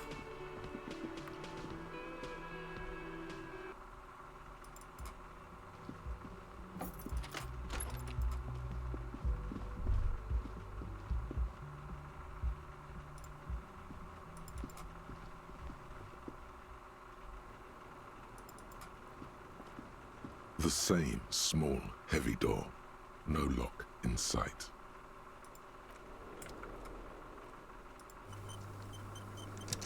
The same small, heavy door. No lock in sight. It's barred from the inside. It sounds like it's heavy too. Must be something valuable inside to go through the trouble of protecting it. The door is very sturdy indeed.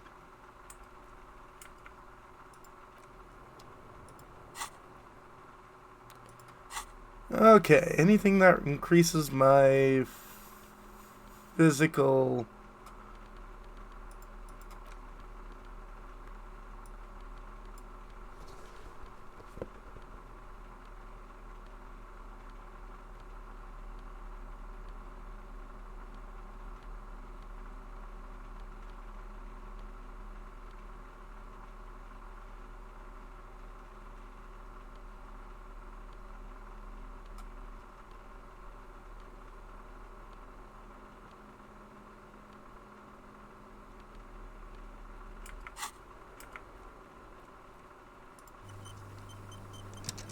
The same small, heavy door. No lock.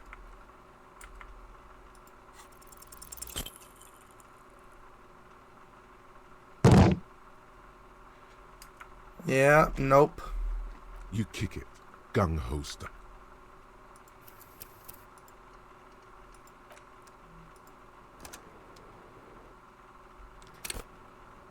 The same small, heavy door. No lock in sight. I'm going to be breaking my toes a lot, it looks like.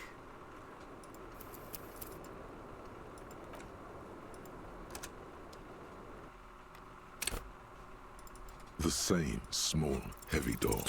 No lock in sight.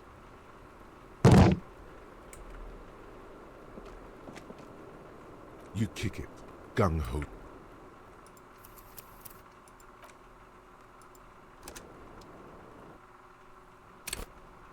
The same small, heavy door. No lock in sight.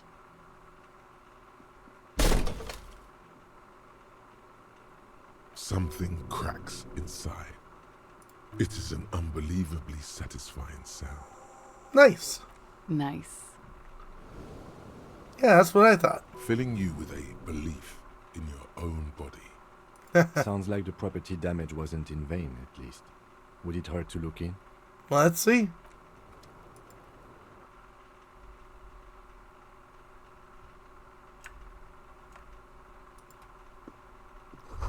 Tiny hole in the wall. See a bedroom on the other side. Oh.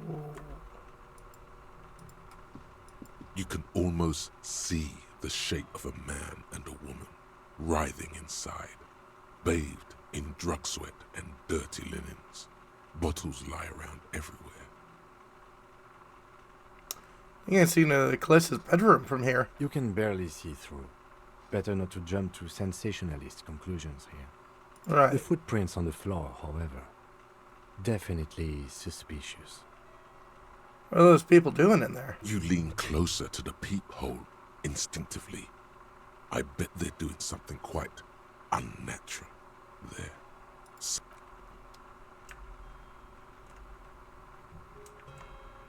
You clearly see footprints in the downy carpet of dust covering the workshop floor. Jackpot. These, unlike everything else here, are new. Someone's been here within the last week or two. 3 weeks maximum, from the dust coverage. It could easily have been 1 week too. You know, officer. Yes? This is good. He likes it. That's a little smile there, in the dark of the workshop. It was a stereo investigation after all. It has now converged with our main investigation, adding a new fact to consider. Well, let's take a closer look then. Large prints, most likely made by boots. The size is hard to determine. Sole could be bigger than vamp. The soles have left a pattern, uniform, horizontal lines. Prints don't look like the odd-soled print we found at the hanging. The size looks about the same, actually. They're not the same shoe, but they could be the same person. Doesn't look like the workers' boots at the hanging, though, does it? No. These little horizontal lines are different. They look custom-made to me. Or some kind of foreign print. Hard to say. Still a boot, though. Everything around you is quiet. The prints crisscross the workshop floor. So what does this mean? It means someone snuck through what seems like a secret route, leading to the roof, from where you can shoot our victim. This is significant. That it is. These prints, officer, could be the prints of our killer. I guess let's move on. Pinball machine's been taken apart and gutted.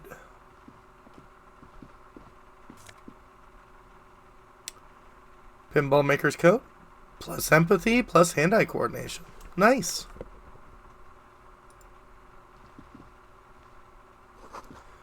Box of tools for replacement lines. The shelves. Small windows taped shut with black plastic. You cannot see outside.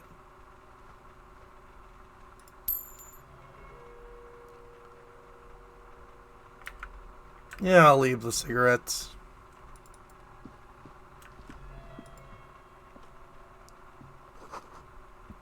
Schematic for a pinball machine. Futurism theme.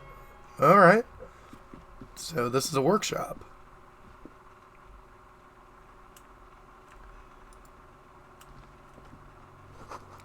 Pinball is white to orange. Back glass shows female figure in mourning.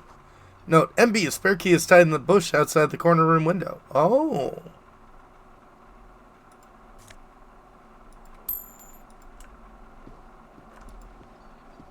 Over there, in the corner. Pinball machine? Not just any pinball machine. This is the pinnacle of pinball. Cornelius Gordy and the Mountain Goats. It's lit.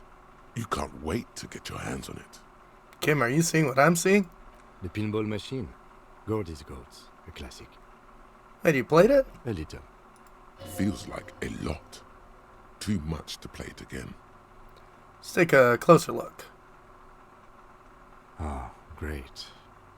Cornelius Gordy and the Mountain Goats reads the golden lettering on top of the back box. There's a small column of text underneath. The machine is coin operated. Get the game on, Fingerboy. Those flippers are ready. Let's read the text. Above the painting of a mustached man climbing a hill, a column reads, inspired by the legend of Cornelius Gordy, taken on the world's tallest peak, Corpus Muindi. The Mesk legend holds that when the nation is in danger, heroic Gordy shall return and save his people. We'll take a look at the field. The theme of the game is to explore Gordy's climb through the perspective of goats and to ascend to the top of the mountain in a time of trouble. The peak of the mountain is at the top of the playfield. All the balls have small goat icons on them and represent the goats as they race up and down the mountain. Interesting. Areas around the playfield represents Gordy's climb, places he was said to have camped, which the goats can discover. Get them to the summit. What's with all these goats? Indeed. Think of them as balls. Well, I'm not going to waste my cash here. Pinball isn't for me.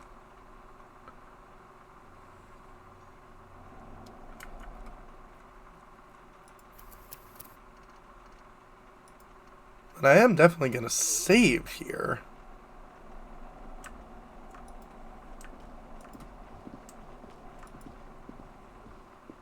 You see a heavy steel door with a prominent dimple lock. It's painted blue. Store is connected to the one upstairs, but how do we get through? There must be a key somewhere. Probably somewhere in the whirling. It's not too important. We can get in and out using the roof door.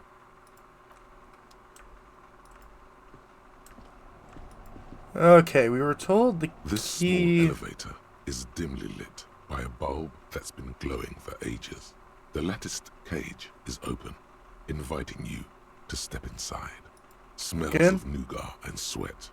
Your head brushes up against the ceiling. There is a control panel to your right, and just enough room for 2 people to fit in. The maintenance card under the control panel reads, Last maintenance, 10th July, 88. Uh-oh. This elevator must have been used to transport pinball machines to and from the upstairs workshop. Says the last maintenance was in 88. That it does. I say, let's brave it. Elevator was maintained a long time ago. At the end of the last century. Look on the bright side. If it fails, we will only sustain minor injuries. I'm talking 3, maybe 4 months in the hospital. Maximum 5. Right. It appears his whole enthusiasm is sarcastic.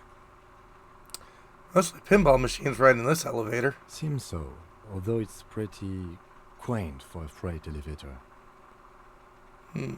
Take a look at the There controls. are large rectangular buttons, monter, descente, and an international call for emergency assistance. That third one appears to be broken. Very OSHA. A small steel plaque reads Halter 800. Halter is a Koningsteiner lift company who went out of business a long, long time ago. Well, let's go up.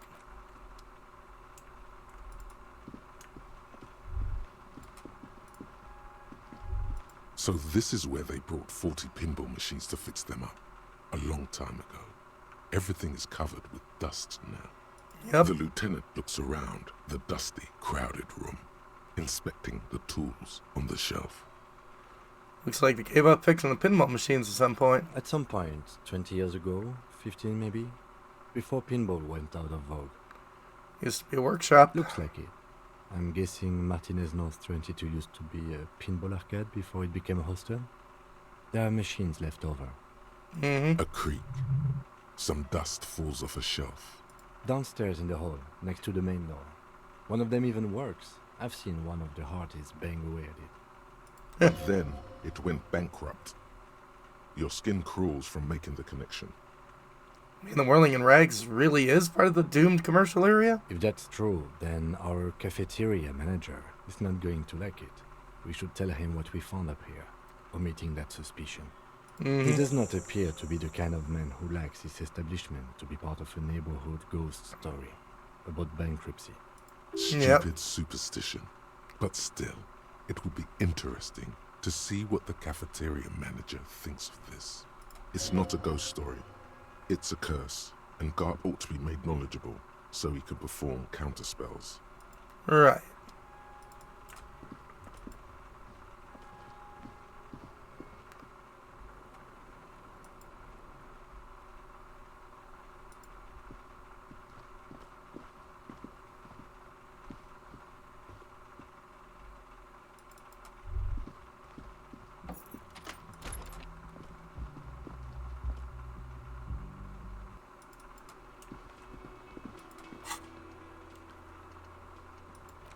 Spare Ruby in the village.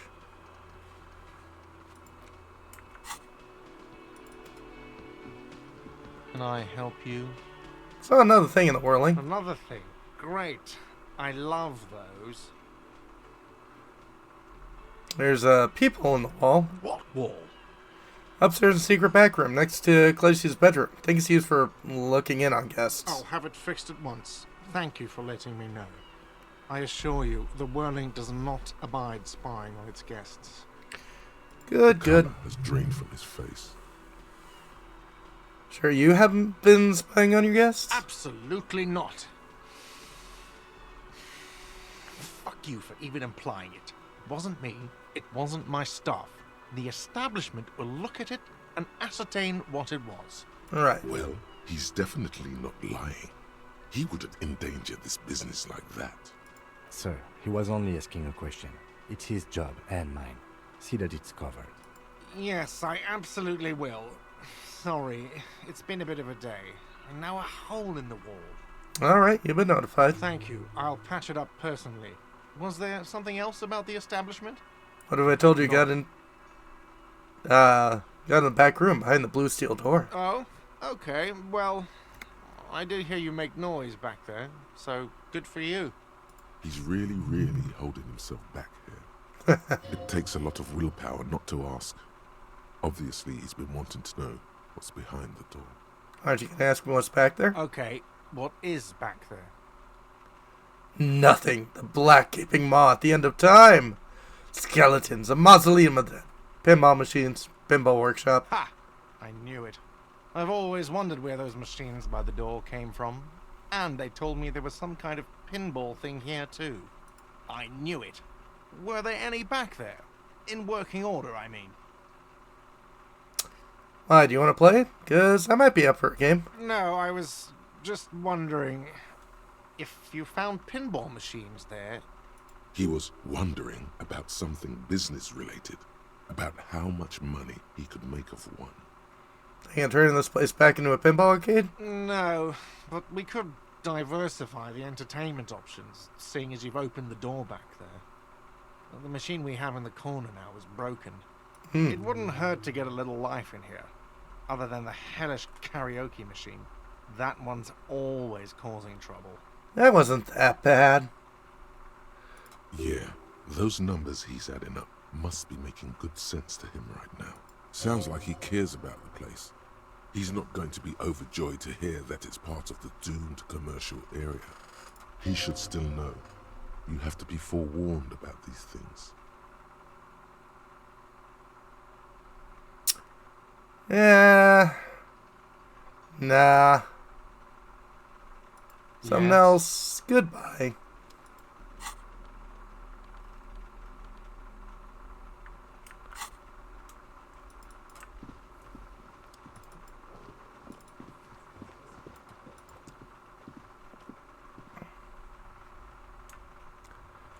Okay, it mentioned the keys were at a bush.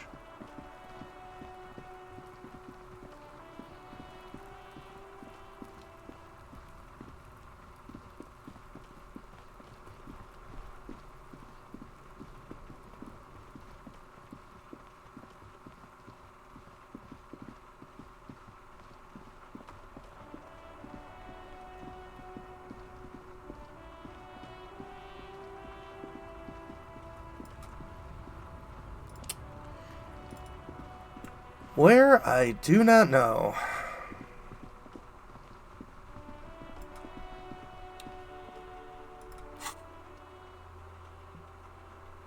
Okay, well, let's check the boardwalk.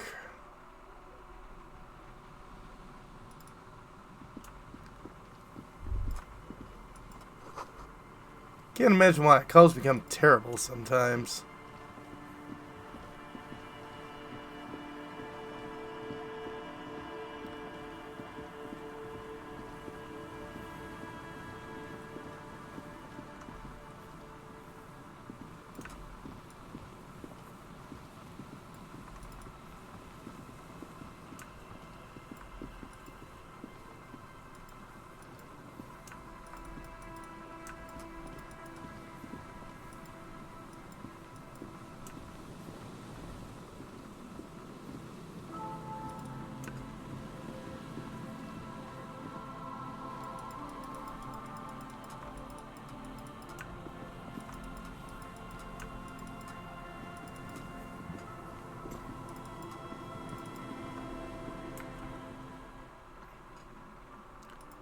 Okay.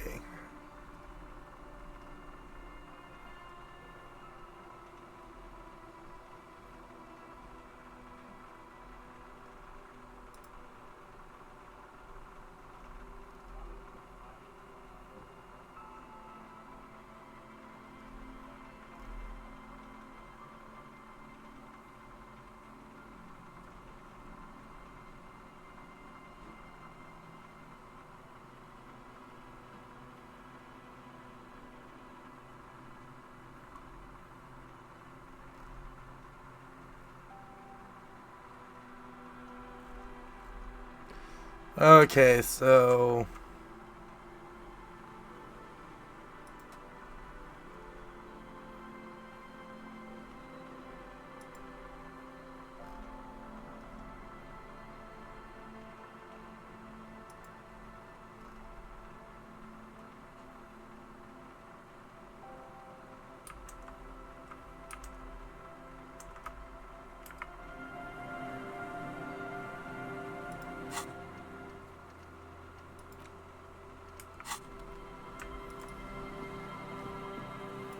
I guess we can't have access to that yet. So I guess we're gonna look for Ruby.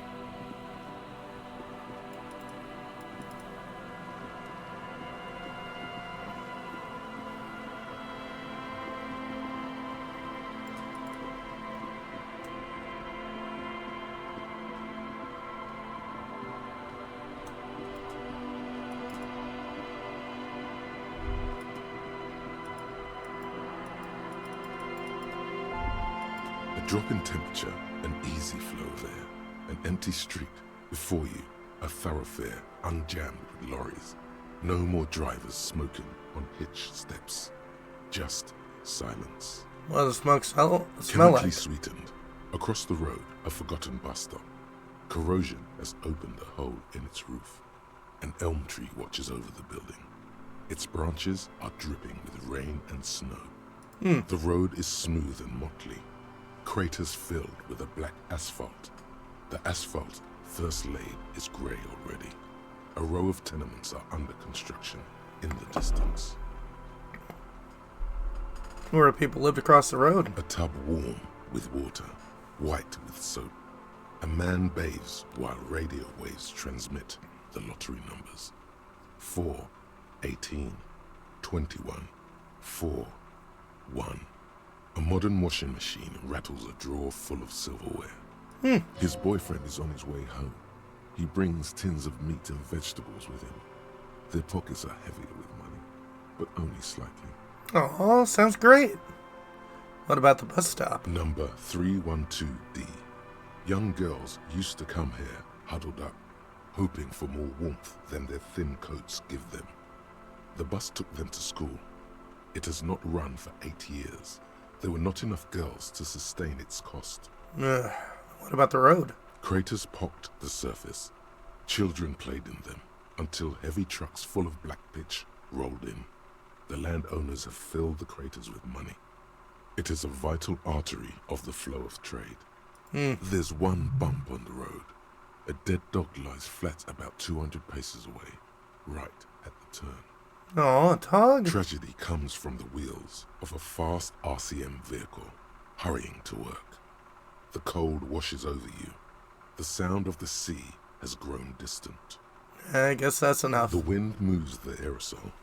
A detective stands behind the boom barrier. A breeze moves a curl of his hair.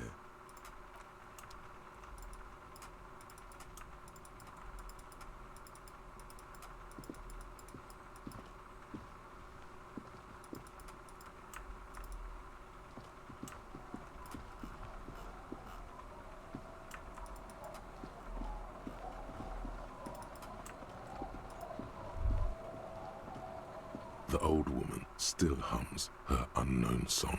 She opens her eyes to acknowledge your presence. There's a gap where the name of that song should be. You should ask her about it right now. Well, what song you're humming? A lullaby my mother used to sing. I sang it to my kids too. It's an old Samaran children's song. Sounds nice. Yes, it does. Seen a red-haired woman named Ruby around the coast? Nay, I haven't seen anyone lately. Okay, but you do know who I'm talking about. This is my little cinder block town. I know what goes on around here. Mm-hmm. She's being evasive. She knows something. There was a murder in Martinez. She might be a suspect. We would appreciate your help. Would you now? I know how this world works, and it doesn't work when people tell on each other.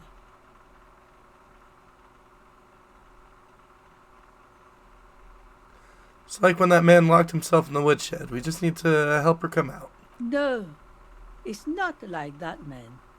With him, we called you. Right now, you just arrive by yourself, like a raven plucking at the window glass. Alright, we'll be back later if we find anything suspicious. I'm not going anywhere. Perhaps there's something else the village can do for you, huh? Though we don't have much here. Just garbage and a skiff or two. Well, I'm off.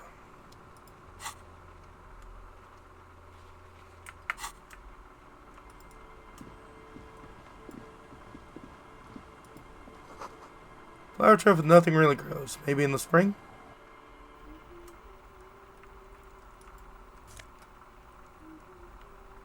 I'm not gonna steal their taxidermy.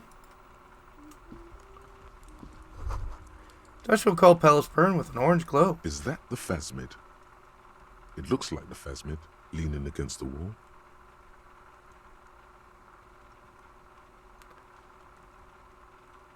Try to sneak up. It's not the phasmid. It's not even organic. It's a fire iron. How disappointing. That's what I get for trying to be a scientist out of cop. Not even a good cop. Yeah, of course it wasn't a phasmid. Way too big. Don't be too hard on yourself. You couldn't have known that for sure. And besides, finding this phasmid is your special destiny. You can feel it. Yeah, let's give up the dream rest for now. I think I do want to unlock...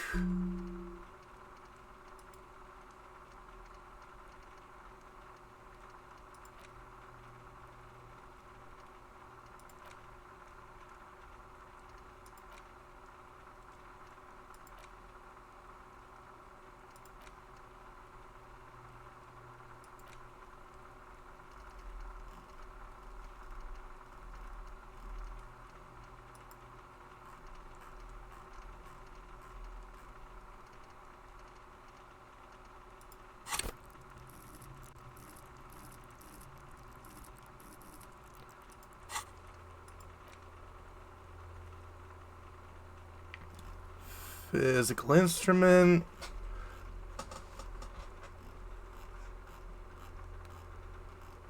Looks like volition might be...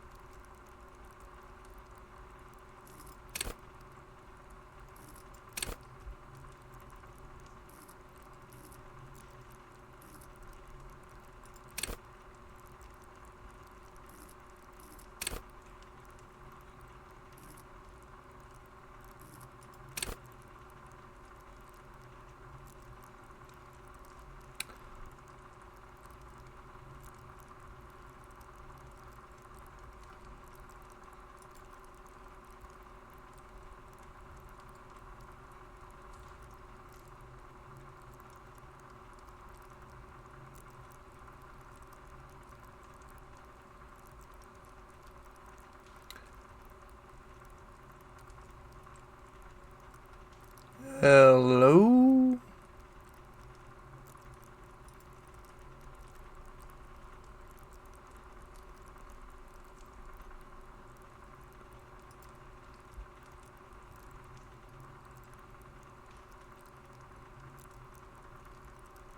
Well, it says I'm not dropping frames, but also got a big X on my connection.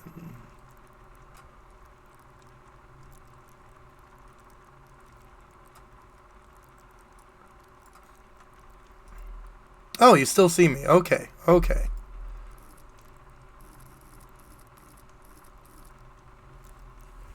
I don't know.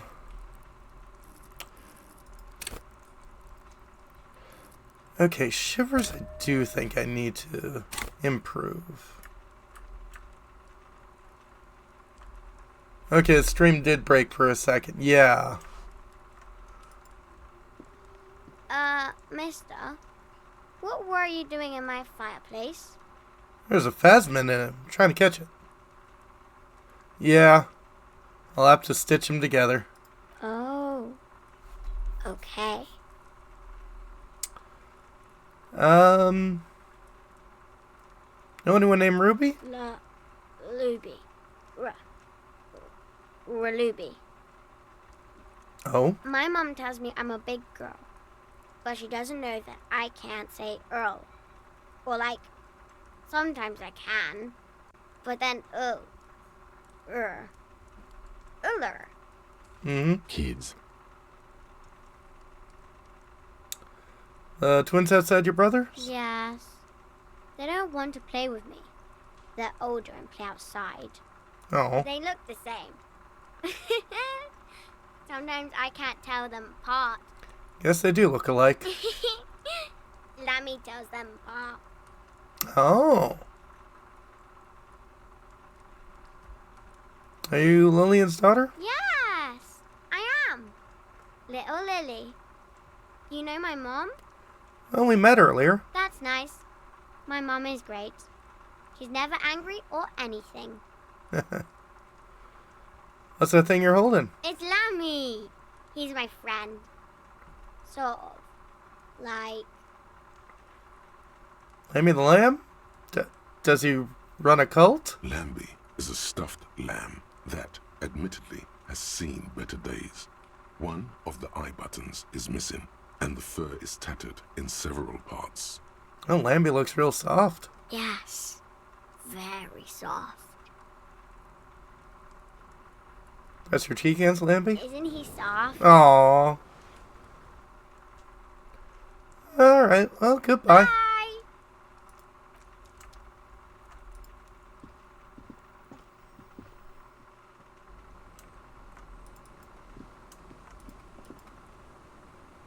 The scruffy-haired little boy kicks a stone while the other watches him do it.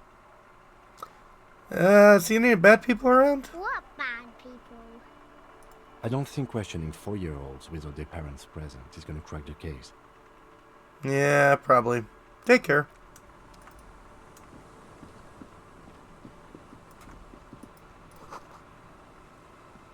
White curtains have been drawn in.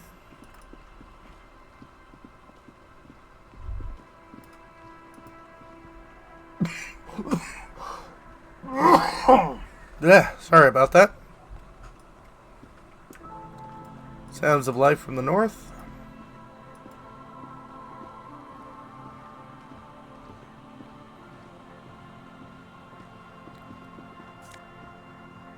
Plastic tear.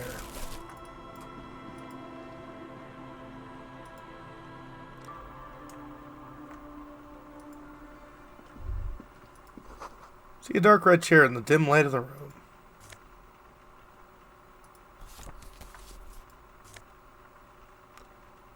A bow knot.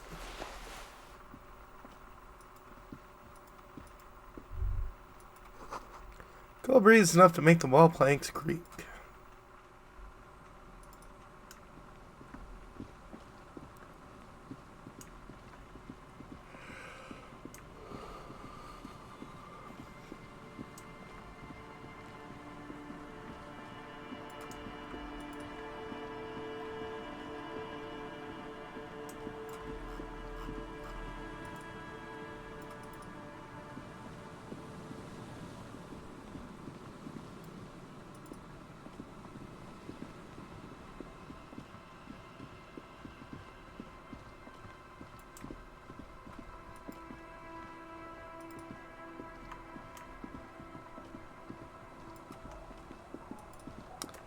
There's my car.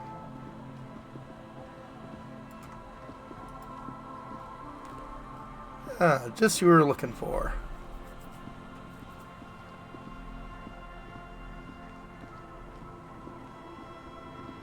The waves are beginning to die down. Look at those little bastards. Simmer down. Simmer down, bastards. Why does she care about the waves so much? Never mind about the waves. Let's stay on track here. Of course. Question time. So, what do you do around here? Like I said, fish mostly. Sail the waves, take care of the kids, pick nets. Right now I'm tarring a little skiff. What else? I sell the fish to people in the Delta to serve at their fancy restaurants. Authentic insular Indian cuisine. Up to make a living? Sometimes I also walk to the beach to see what the sea has given up. The sea is full of surprises. Oh yeah. Keep it professional, man. Don't make it sound like you're hitting on her. This is what is called a conversation. You don't have to be guarded right now. Interesting. What have you found? Wood. Pieces of glass. Every once in a while we see dead bodies. Human, animal, fish, other odd sea creatures. A mine washed ashore once. Oh boy. Bottles, drugs also. Lost cargo in general. Most of the time it's just wood and glass. All right. Major choice moment. You only get to ask one thing. It would be weird to say them all. Choose wisely. Right. Mines. Mines. You need mines.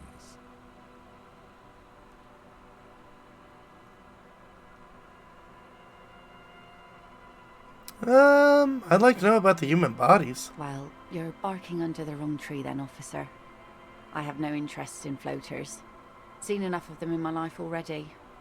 Very unattractive bunch. Yeah. Maybe stay clear of the things reminded her of the floater she used to be married to. Just saying. Yeah.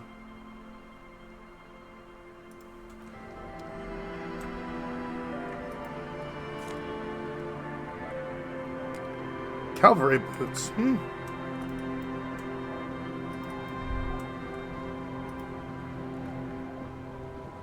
I'll just keep the Cordeleche in the channel, if that's okay. It's too shallow near the pier. All right. Hi, ma'am. And it's a jetty, by the way. Of course. Jetty.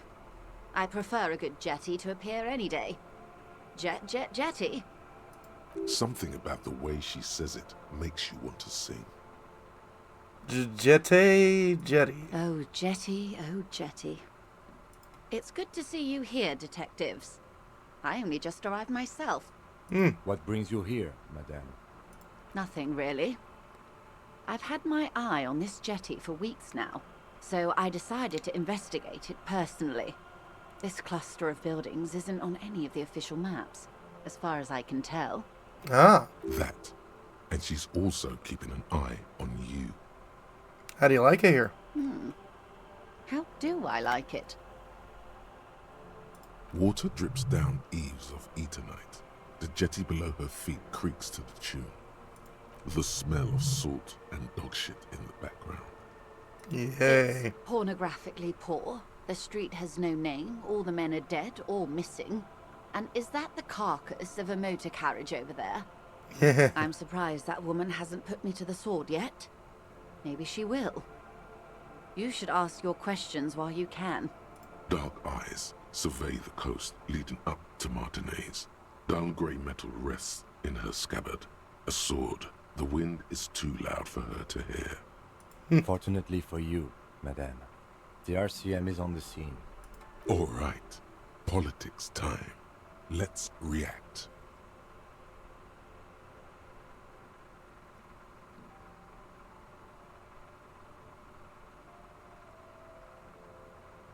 You're right to be scared. It's all your fault. Nah. Try not to be scared, just how the real city looks. Oh, I'm not frightened, officer. I'd never... Have I told you how they discovered this place? Niasola? Yes, in Cielinde. No, you haven't told me how they found it. Well, your condition has left you no worse off than most of these people. The literacy rate is around 45% west of the river. 50 years of occupation have left these people in an oblivion of poverty. Oblivion, that's so me. I knew you would sympathize. Most Revacholians will never know what this place means. Our home. This island of matter. Or why they were ferried over in the first place. Remind me to tell you one day.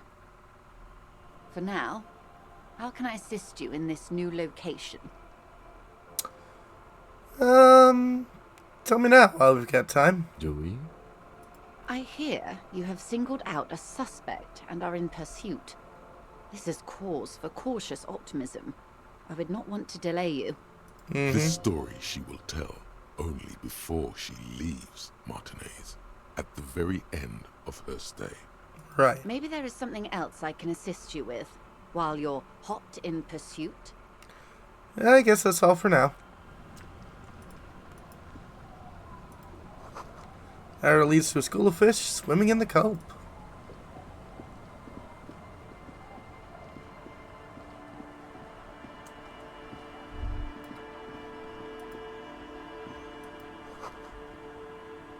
Some kind of heater sputtering.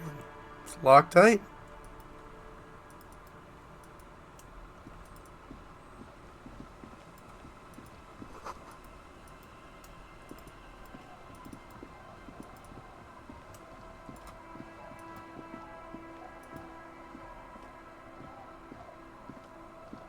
The legend returns.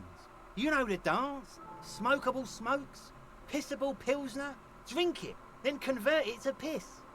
And there's spirits and speed too. Do we know each other? Sure, friend. You know it.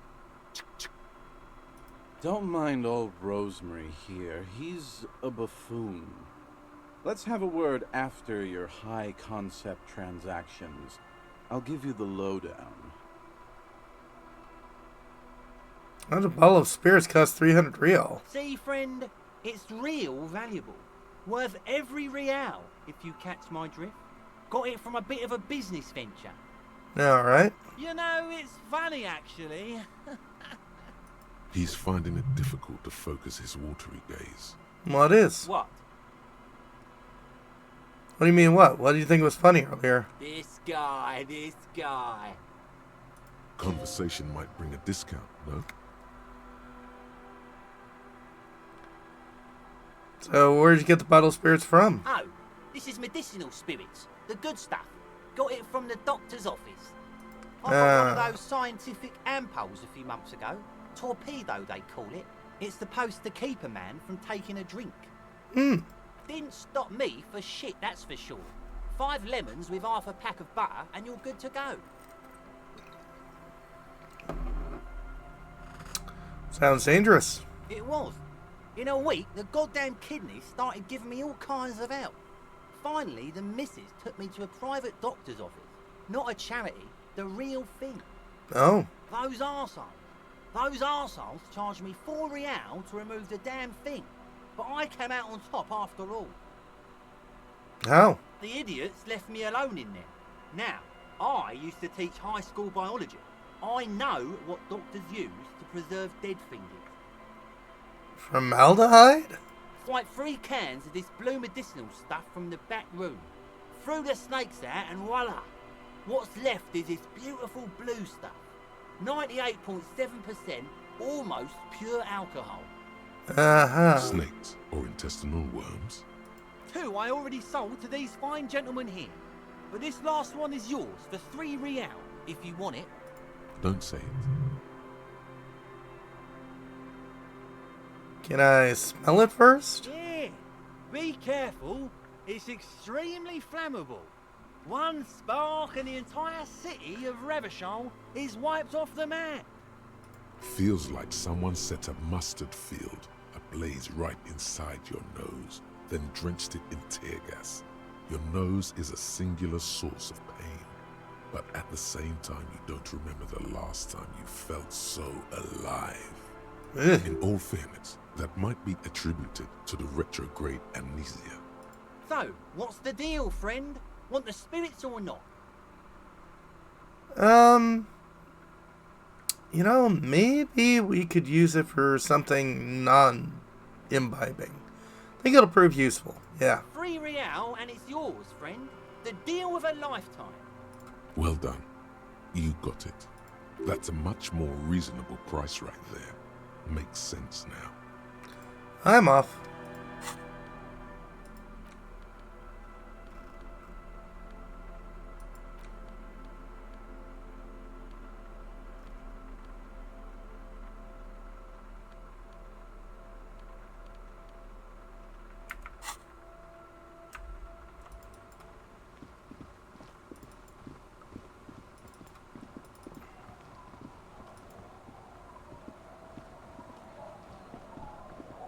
The policeman. What can our village do for you? Where can someone stay around here? Stay? Most people here are trying to leave. That said, if lodgings is what you're looking for, I've got a free room in the shack.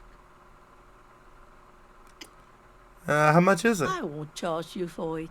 Take it as a gesture of goodwill from the village to the RCM. I'm sure if it's appropriate for the RCM to accept free accommodations.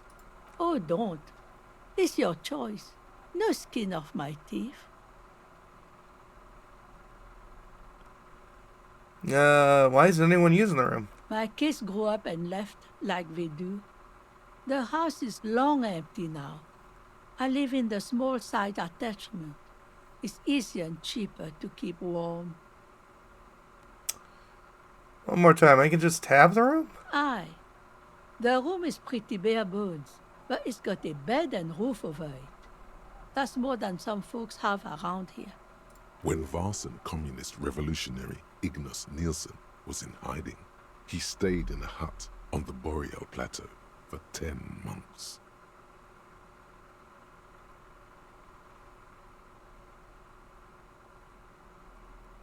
I don't need much. Sounds just fine. An uncomplicated man. I take it that means you're interested. Sure, you got yourself a tenant. Don't make an old woman regret opening her house to the police. Well, if you are not in the hostel in the morning, I'll know where to find you. Here, in a shack.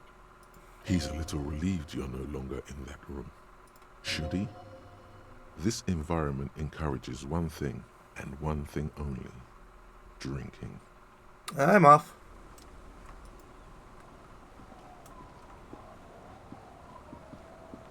The door has seen better days. The layer of paint has started to peel off due to the salt and wind from the sea. Even the lock looks slightly rusted. Unlock the I'll shack wait door? outside to give you some time and privacy to check out your new living arrangement and look for any signs of Ruby. But just so you know, after we are done with the day, I'll still be staying in the whirling in rags for the night. We'll meet in front of the shack in the morning. The key turns with a satisfying click. You can enter the shack now.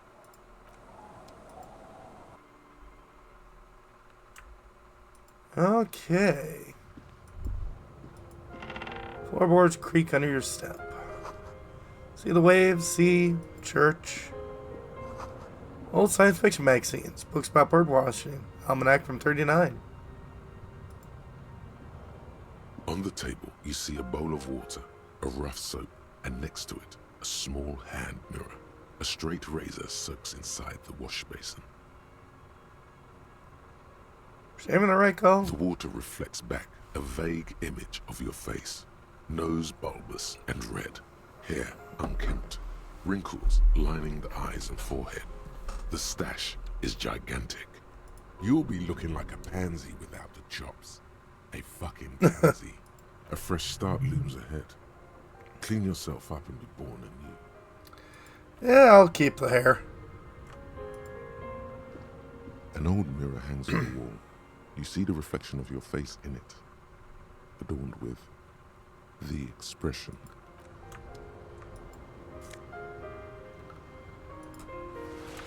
That sounds useful. Give it a pleasant work. Nice. As you look at the floorboards in this corner of the shack, it's clear one of them isn't quite level with the others. The edge of a floorboard next to it looks scratched. Move it aside. Hollow space underneath the floorboards is dark and damp. You can barely make out the mixture of sand and sawdust below. What's in here? Nothing particular catches your eye. Looks like more reeds. There might be something hidden inside the sand, though. Something bad. Someone's night thoughts. A last resort. A bad idea. Search through the sand and sawdust? You stick your hand in and start combing through the sand. Dry, not like outside. Fine dust. And then, something hard wrapped in paper. What is it? A small cylindrical object. You pull it out. A bullet. Oh. A 9mm bullet, to be exact. Fit for all muzzle loaders of that caliber. Like your own Villiers pistol, for example. Interesting. The floorboard doesn't care. But maybe the washerwoman does. You have enough to confront her with. Holding the bullet, you get the feeling this isn't ammunition against you. It's for herself. All right.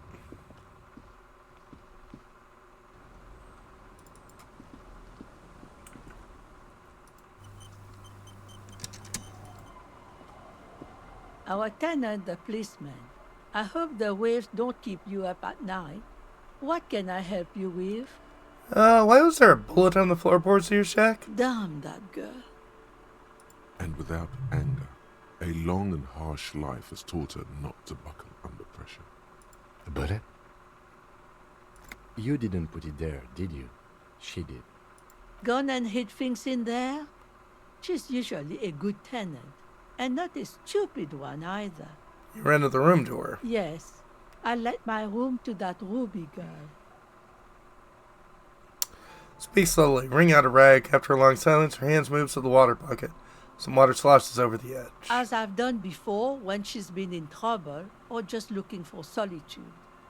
I've made it clear. We welcome all kinds of people here. And when was this? She came last Friday, left on Monday in a hurry. What has she gotten herself into, that girl? She seems genuinely worried about her previous tenant. She's seen her hiding out from trouble before.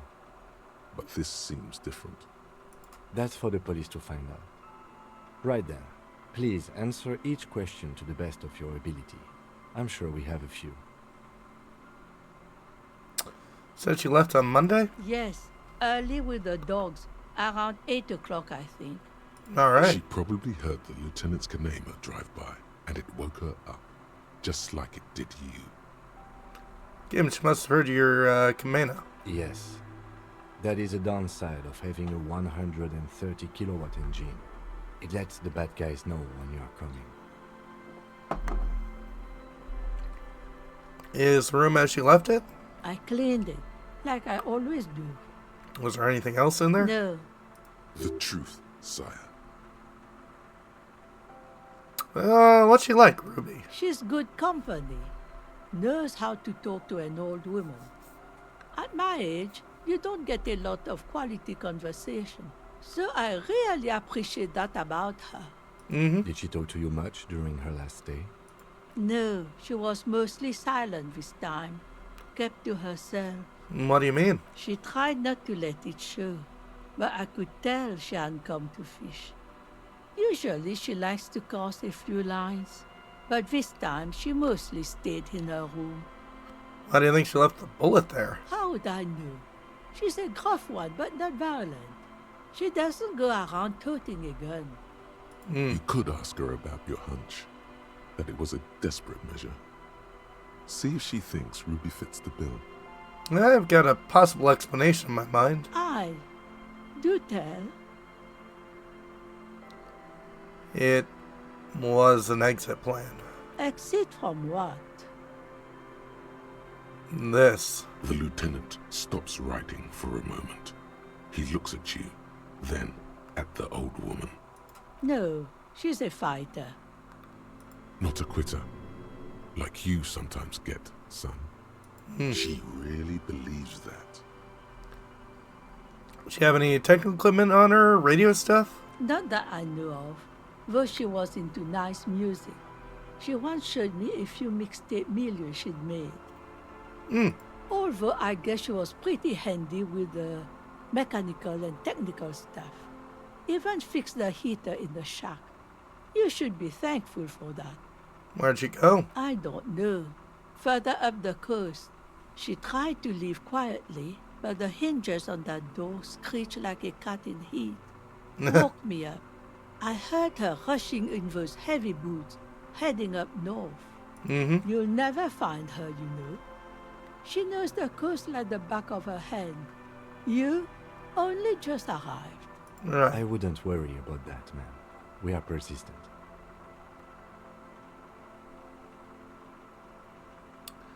Further up the coast we go, then. Are you sure you would rather stay here? Get a nice cozy fire going in the heater? Seems like a better idea to me. The felled electric mural. You feel like you should go look at it again.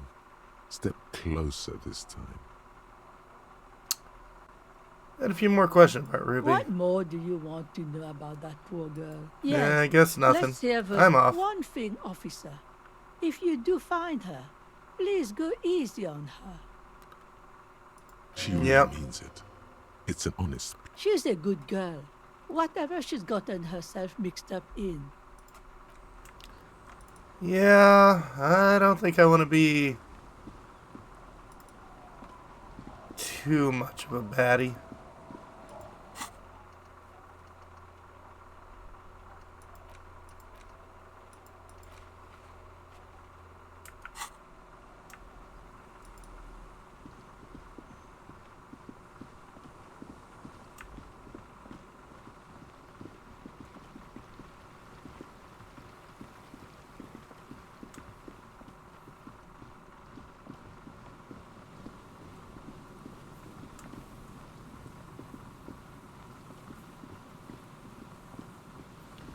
Alright, let's check that Feld mural.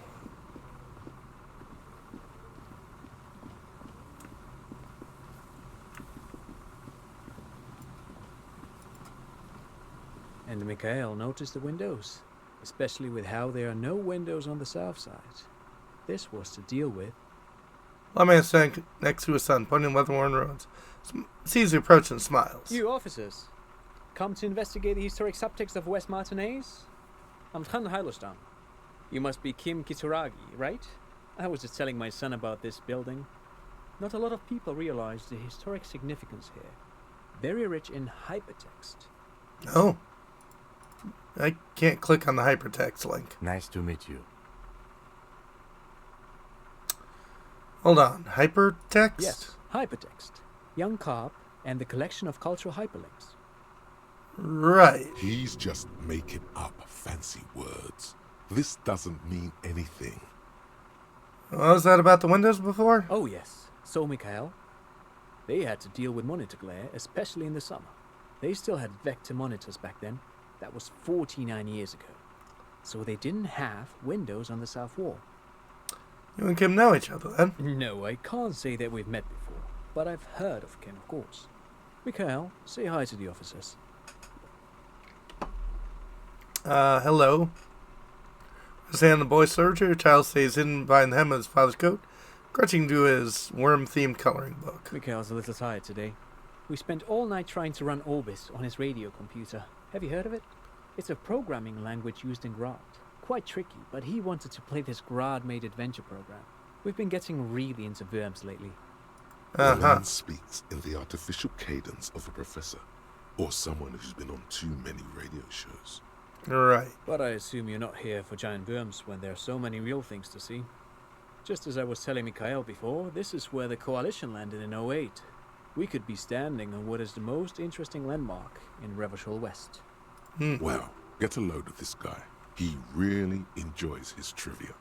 The Orbis programming language was named after its inventor, Victor Orbis, a cybernetician from Grad. They run Vox in the Occidental countries.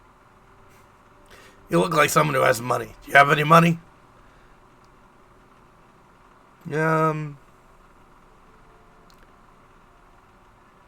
Thank you for all the interesting information. No, thanks to you for having me and little Mikhail here to pick your brain. A very interesting conversation indeed. Right. Pick your brain. If anything, this was rather one-sided. He did the talking. Whatever. Mm-hmm.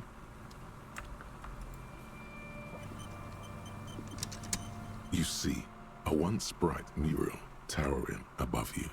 The signage has peeled off over the years, but you can still make out Feld Electrical R&D. A slogan used to intertwine with the loops a long time ago. Now, only a shadow of peeled letters remains. It says, tomorrow is just a whisper away. Let's get closer. Above the mural, a collapsed roof, broken windows set in walls that are cracking and will soon also fall, and the coastal breeze rustling and sighing in the remains of the edifice. There's something in the wind. Sometimes the only way to go forward is to fail first. What is this building? Maybe we could, ask the man who's pointing at the building. Great idea. Could Ruby be in there? Yeah, she could. Or she could be in the identical room over there, or in that boat shack, in that church tower, maybe. Why single out this one building? Shivers 3. High 72. Find the empty trap. Heard Leno's true story. Reconstructed execution. Confronted the pigs. Death notification. Well, it's a lot of pluses on this one. Even though you're sure you succeeded, all is quiet. There is no cold hand brushing against your forehead. No rustle in the reeds. The wind has died down. The ruin in front of you is silent as a tomb. What was I even attempting to do here? Trying to talk to the wind. The city, whatever you thought would happen, did not. And now you're just standing there with your hands fallen to your side. Is trying to talk to the city something you've done before? Is it in your secret repertoire? A trick for when you're out of ideas? She could be anywhere. How can we find her? How do we? I was really hoping she'd be in the village. Okay. She's probably north of the village, and this place is a peninsula. We already scanned most of the outdoor areas on our wild cryptid hunt, so we have an understanding of the geography, at least. Yep. And then there's the church. If I were a murder suspect, I would not hide in the most prominent building here, but who knows? Maybe she's reckless. Or spiritual. She could be looking for refuge. Anyway, we do it the old-fashioned way, sector by sector. Go over the whole peninsula, ask the locals, enter the places where we can enter first, like we did in the village. If that fails, we don't find her? Then, if we're desperate, we can look where we can't enter. Bunkers, tomb drainage, displays. I'm sure it won't come to that. Looks behind him at a dark red box crumbling across the chasm. Walk the coast, the old boardwalk, the reeds. You can always come back here and talk to the wind again. Look where it already got you. A breeze, like a quiet sigh, moves over you. The cool air breaks across your body. It brings the salt of the sea into your lungs. Go to the children of the big sea. What the hell was that? The wind rushes away. leaving on the rotting boards of the felled building. Officer, are you okay? It looked like we lost you for a second. Did I have a seizure, Kim? Doesn't look like it to me. Probably not, anyway. I think we need to talk to some kids in the village. When you're ready.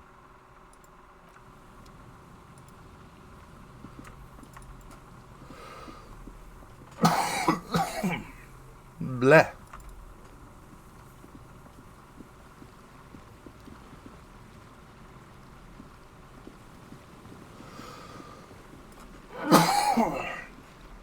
Okay, yeah, I'm thinking we've been doing this for... Ooh, that one was really bad. I'm still getting over the sickness. So I think we're going to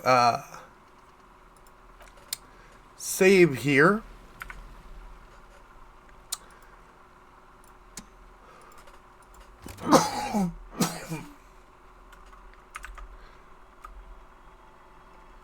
And yeah, next time, we're going to be doing Dragon Quest IV, and yeah. Oh, thank you all for dropping by. Hope you all had fun. I certainly did. And, hopefully I won't be dead. Have a good one, folks.